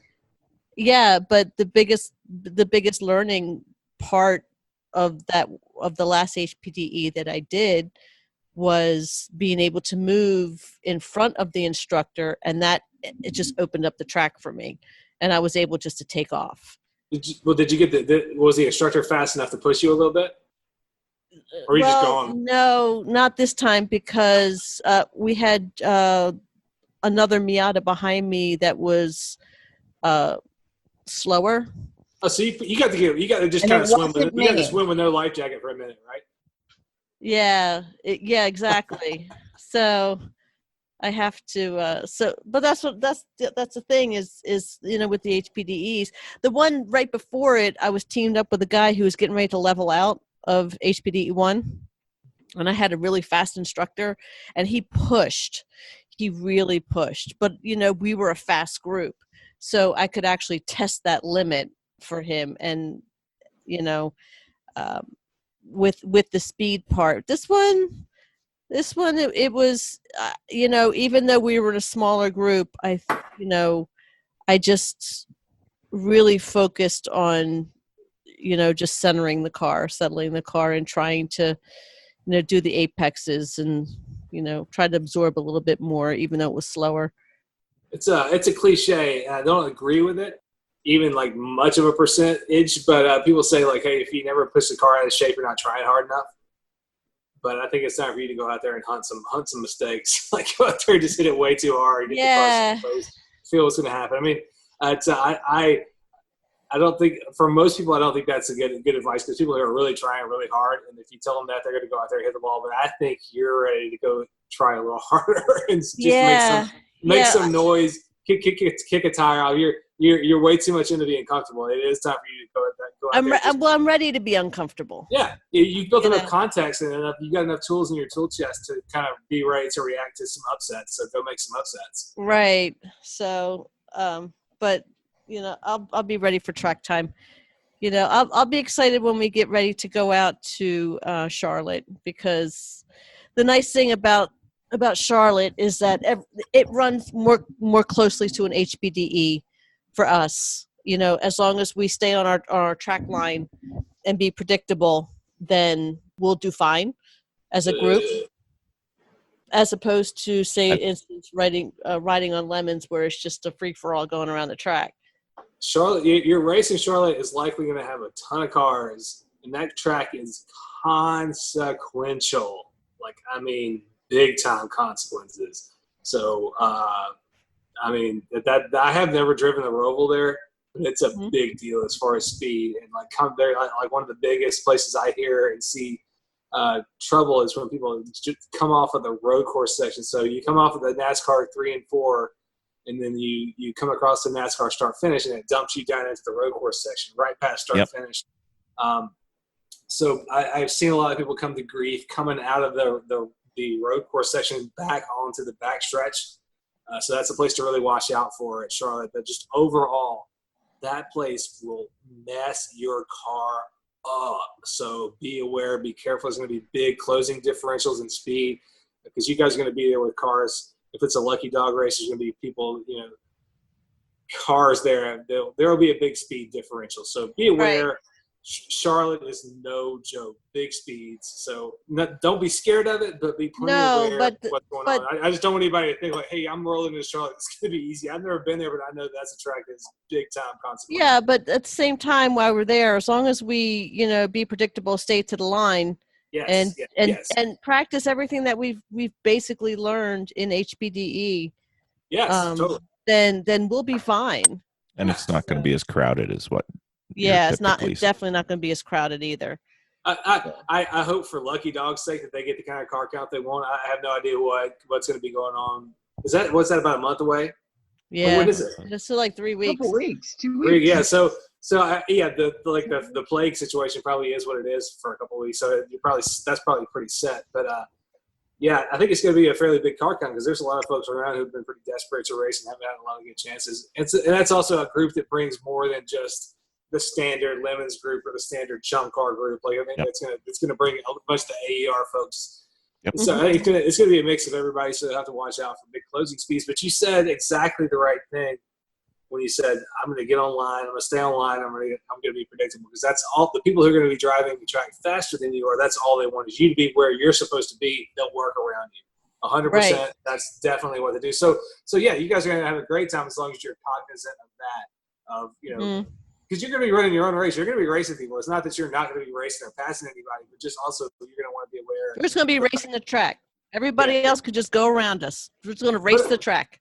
And that's the kind of place that's a little bit like Sears Point or Road Atlanta. Just it's consequence heavy, because there's big speeds and there's walls there's walls everywhere. So it's just one other factor. You just when you're racing a place that's got a ton of runoff, hey, I got a little extra allowance to be janky with how I try this corner. Or if there's a wall right there, you got to kind of rein it in. But you're all adults with healthy senses of self-preservation. So just things to be aware of. And it's not, I would love to go racer. I'd be racing with you guys too if I wasn't so scared about trying to have a baby and not die. But yeah, so like I don't have any trepidation about racing Charlotte, but I also just wanted to be very clear that it's a place to watch out for. Right. Jennifer, Yes. do you have the issue with your apexes and your speed and braking? No. No? Life is good? Not yet. No, I don't have any issues. I mean, certainly at the speed I'm going, that's comfortable. I don't have any issues with the braking. Sounds When like I- we have another person we need to get uncomfortable. Yeah. Well, yeah, but That's great. I mean, You guys we're are working in on such a that. healthy position. You have to go make a bunch of trouble for yourself. It's good. You're I in a do. great spot. You've developed to a certain plateau where you're like, hey, I gotta go break some stuff to kind of get a little faster. I mean, I'm not saying like drive off the track, but make yourselves uncomfortable. And this is all good stuff. Yeah, I mean, Jen, you're at a point where like, hey, I'm pretty comfortable. I got this stuff down pretty good. So yeah, it's time to go. It's time to go wreck some stuff. It's a milestone. You guys have reached a milestone. I'm not saying that this is a bad place. It's a good thing. No, it's good. She's gotten her tires to sing. Yeah. a little bit. A little bit. That's what we said. Fantastic. We said just a little. All right. Well, that's what we're thinking in terms of apexing, and we even got to our Charlotte Roval race, so that should be fun. All right. Thank you, Ben. Thank you, All Ben. right. Thank you. Next lucky dog at Charlotte, you're coming though. Yeah, post plague. Post play. Oh, it's killing me because there are going to be a lot of cool people there, people you probably haven't met yet from at least our area. So hopefully, I'm going to try to keep an eye on who's coming and point you guys in the direction of some fun folks that I know. Just so you can live vicarious, so I can live vicariously through you. Yeah, right. That's right.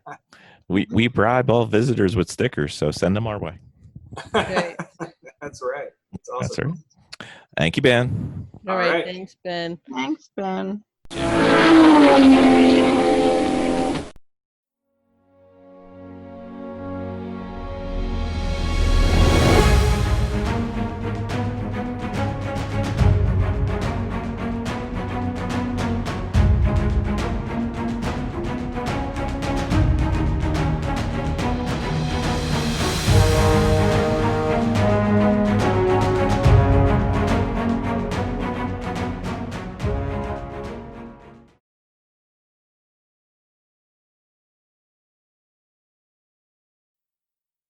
All right. I'm done. Vicky's I'm gonna out. fall asleep on me. I'm I very thought we lost you already one or two times. I was like, oh, somebody get the paddles on Vicky. weary. I'm weary. I was one step away from yelling clear for Vicky, but you know. Yeah. I just it's rough. I know. You know I how appreciate you guys bad it letting me too is late. was I outsourced the car. Because instead of going down there and working on the fuel pump or spark plug line, I'm like, listen, I got everything else around me falling apart. I'm sore. I'm tired. My back, it's all muscle, but I just don't have it. Just like the car's being outsourced, get it done, come back in, and we could decorate it and finish, prepping it for the race, and then that's it. There's nothing wrong. There's nothing wrong with outsourcing a car. There's no honor in being an extra strong gearhead. If I had the dough, I would outsource everything I ever do on the track. Oh my gosh. Don't worry about that. That's great. Just It's against our done. in training though. Yeah. That's all right. I'm not gonna tell anybody about it. Yeah. Of course. That's all right. We probably will before the day's over. Yeah. All right, Yeah. everybody. Thank you. Have a Yeah. good All right. night. Good night. That was a lot of fun. Good to Hey, see Ben. you. Yeah. Ben, we need to do your interview one at some point too. Yeah. Yeah, Whenever that you would want be to. good. I mean, where am I going? I'm living in Plagueland, just sitting around. Like I bought an extra guitar I have to bring out to the garage so I don't wake the baby up. I've been playing so much music. So yes, I got nothing but time. Let's do it whenever you want. All right, very well. Maybe we'll do something this weekend. Yeah, I'm down. Did you hear the Christian episode yet? Christian James Han? No, I gotta listen to that. It must be pretty rad. So I gotta check that one out. I just got through the one where y'all did the Fast and Furious questions. Ah, yeah. Well, you're gonna get to do those too, so we'll find out. You're gonna love my Top Gear responses. I'm gonna really amp them up. Very well. That should be awesome. All right, thanks everybody. I'm gonna steal that dog. Good night. Nope. Yeah. I think the dog is dead. Good night, y'all. That dog looks like Vicki about 5 minutes ago. Yeah. I know my husband. Yeah. I look at him. Vicki, you look just that He's way. out. So.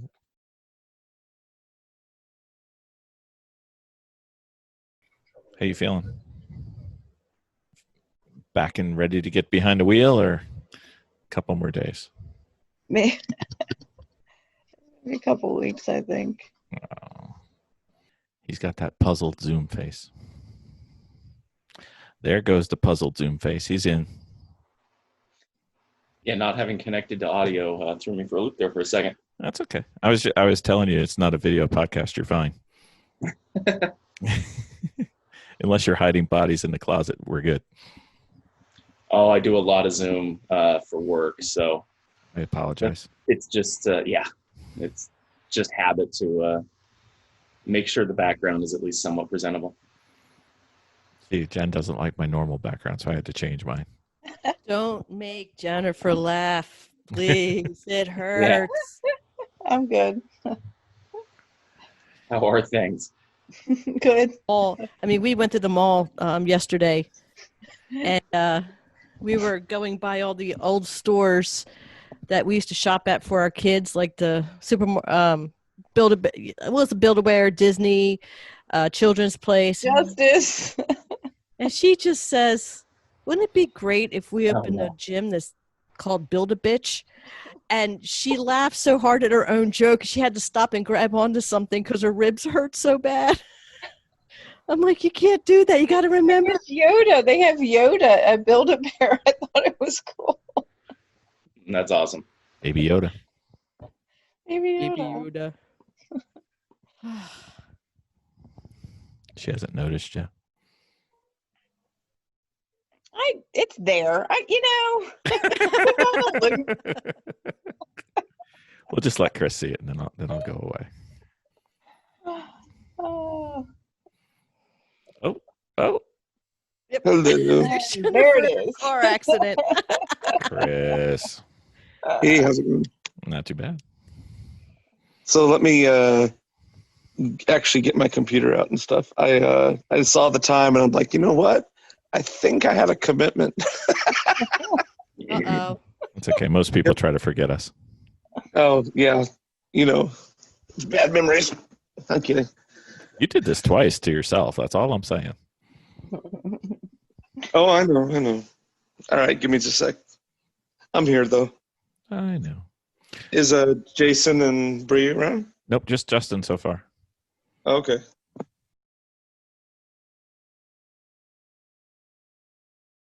They're ditching us, Jen. It's just It's you and all- me. It's a it's all takeover. We can say anything we want now. Vicky's not here. Anything. Hey, Bill. That's it. Jim's speaking. He said he'd drive a taco truck. Taco truck? Do you know? So you know the Tasty Cake trucks? Yeah, the Grubbin trucks. Yeah, the big aluminum trucks. I almost had us one. They were selling it, and they're like, "Oh, it's got 250,000 miles." I'm like, "I don't care." They're like, "But I'm like, I don't care. I want it." So it was like $1,000, and they wouldn't sell it. Bastards. Taco truck. Taco truck or a Tasty Cake truck, or both? Why does it have to be an or when it can be an and? And shave ice. And shave ice. That's right. And shave ice. Tacos and shave ice. Absolutely. They get better.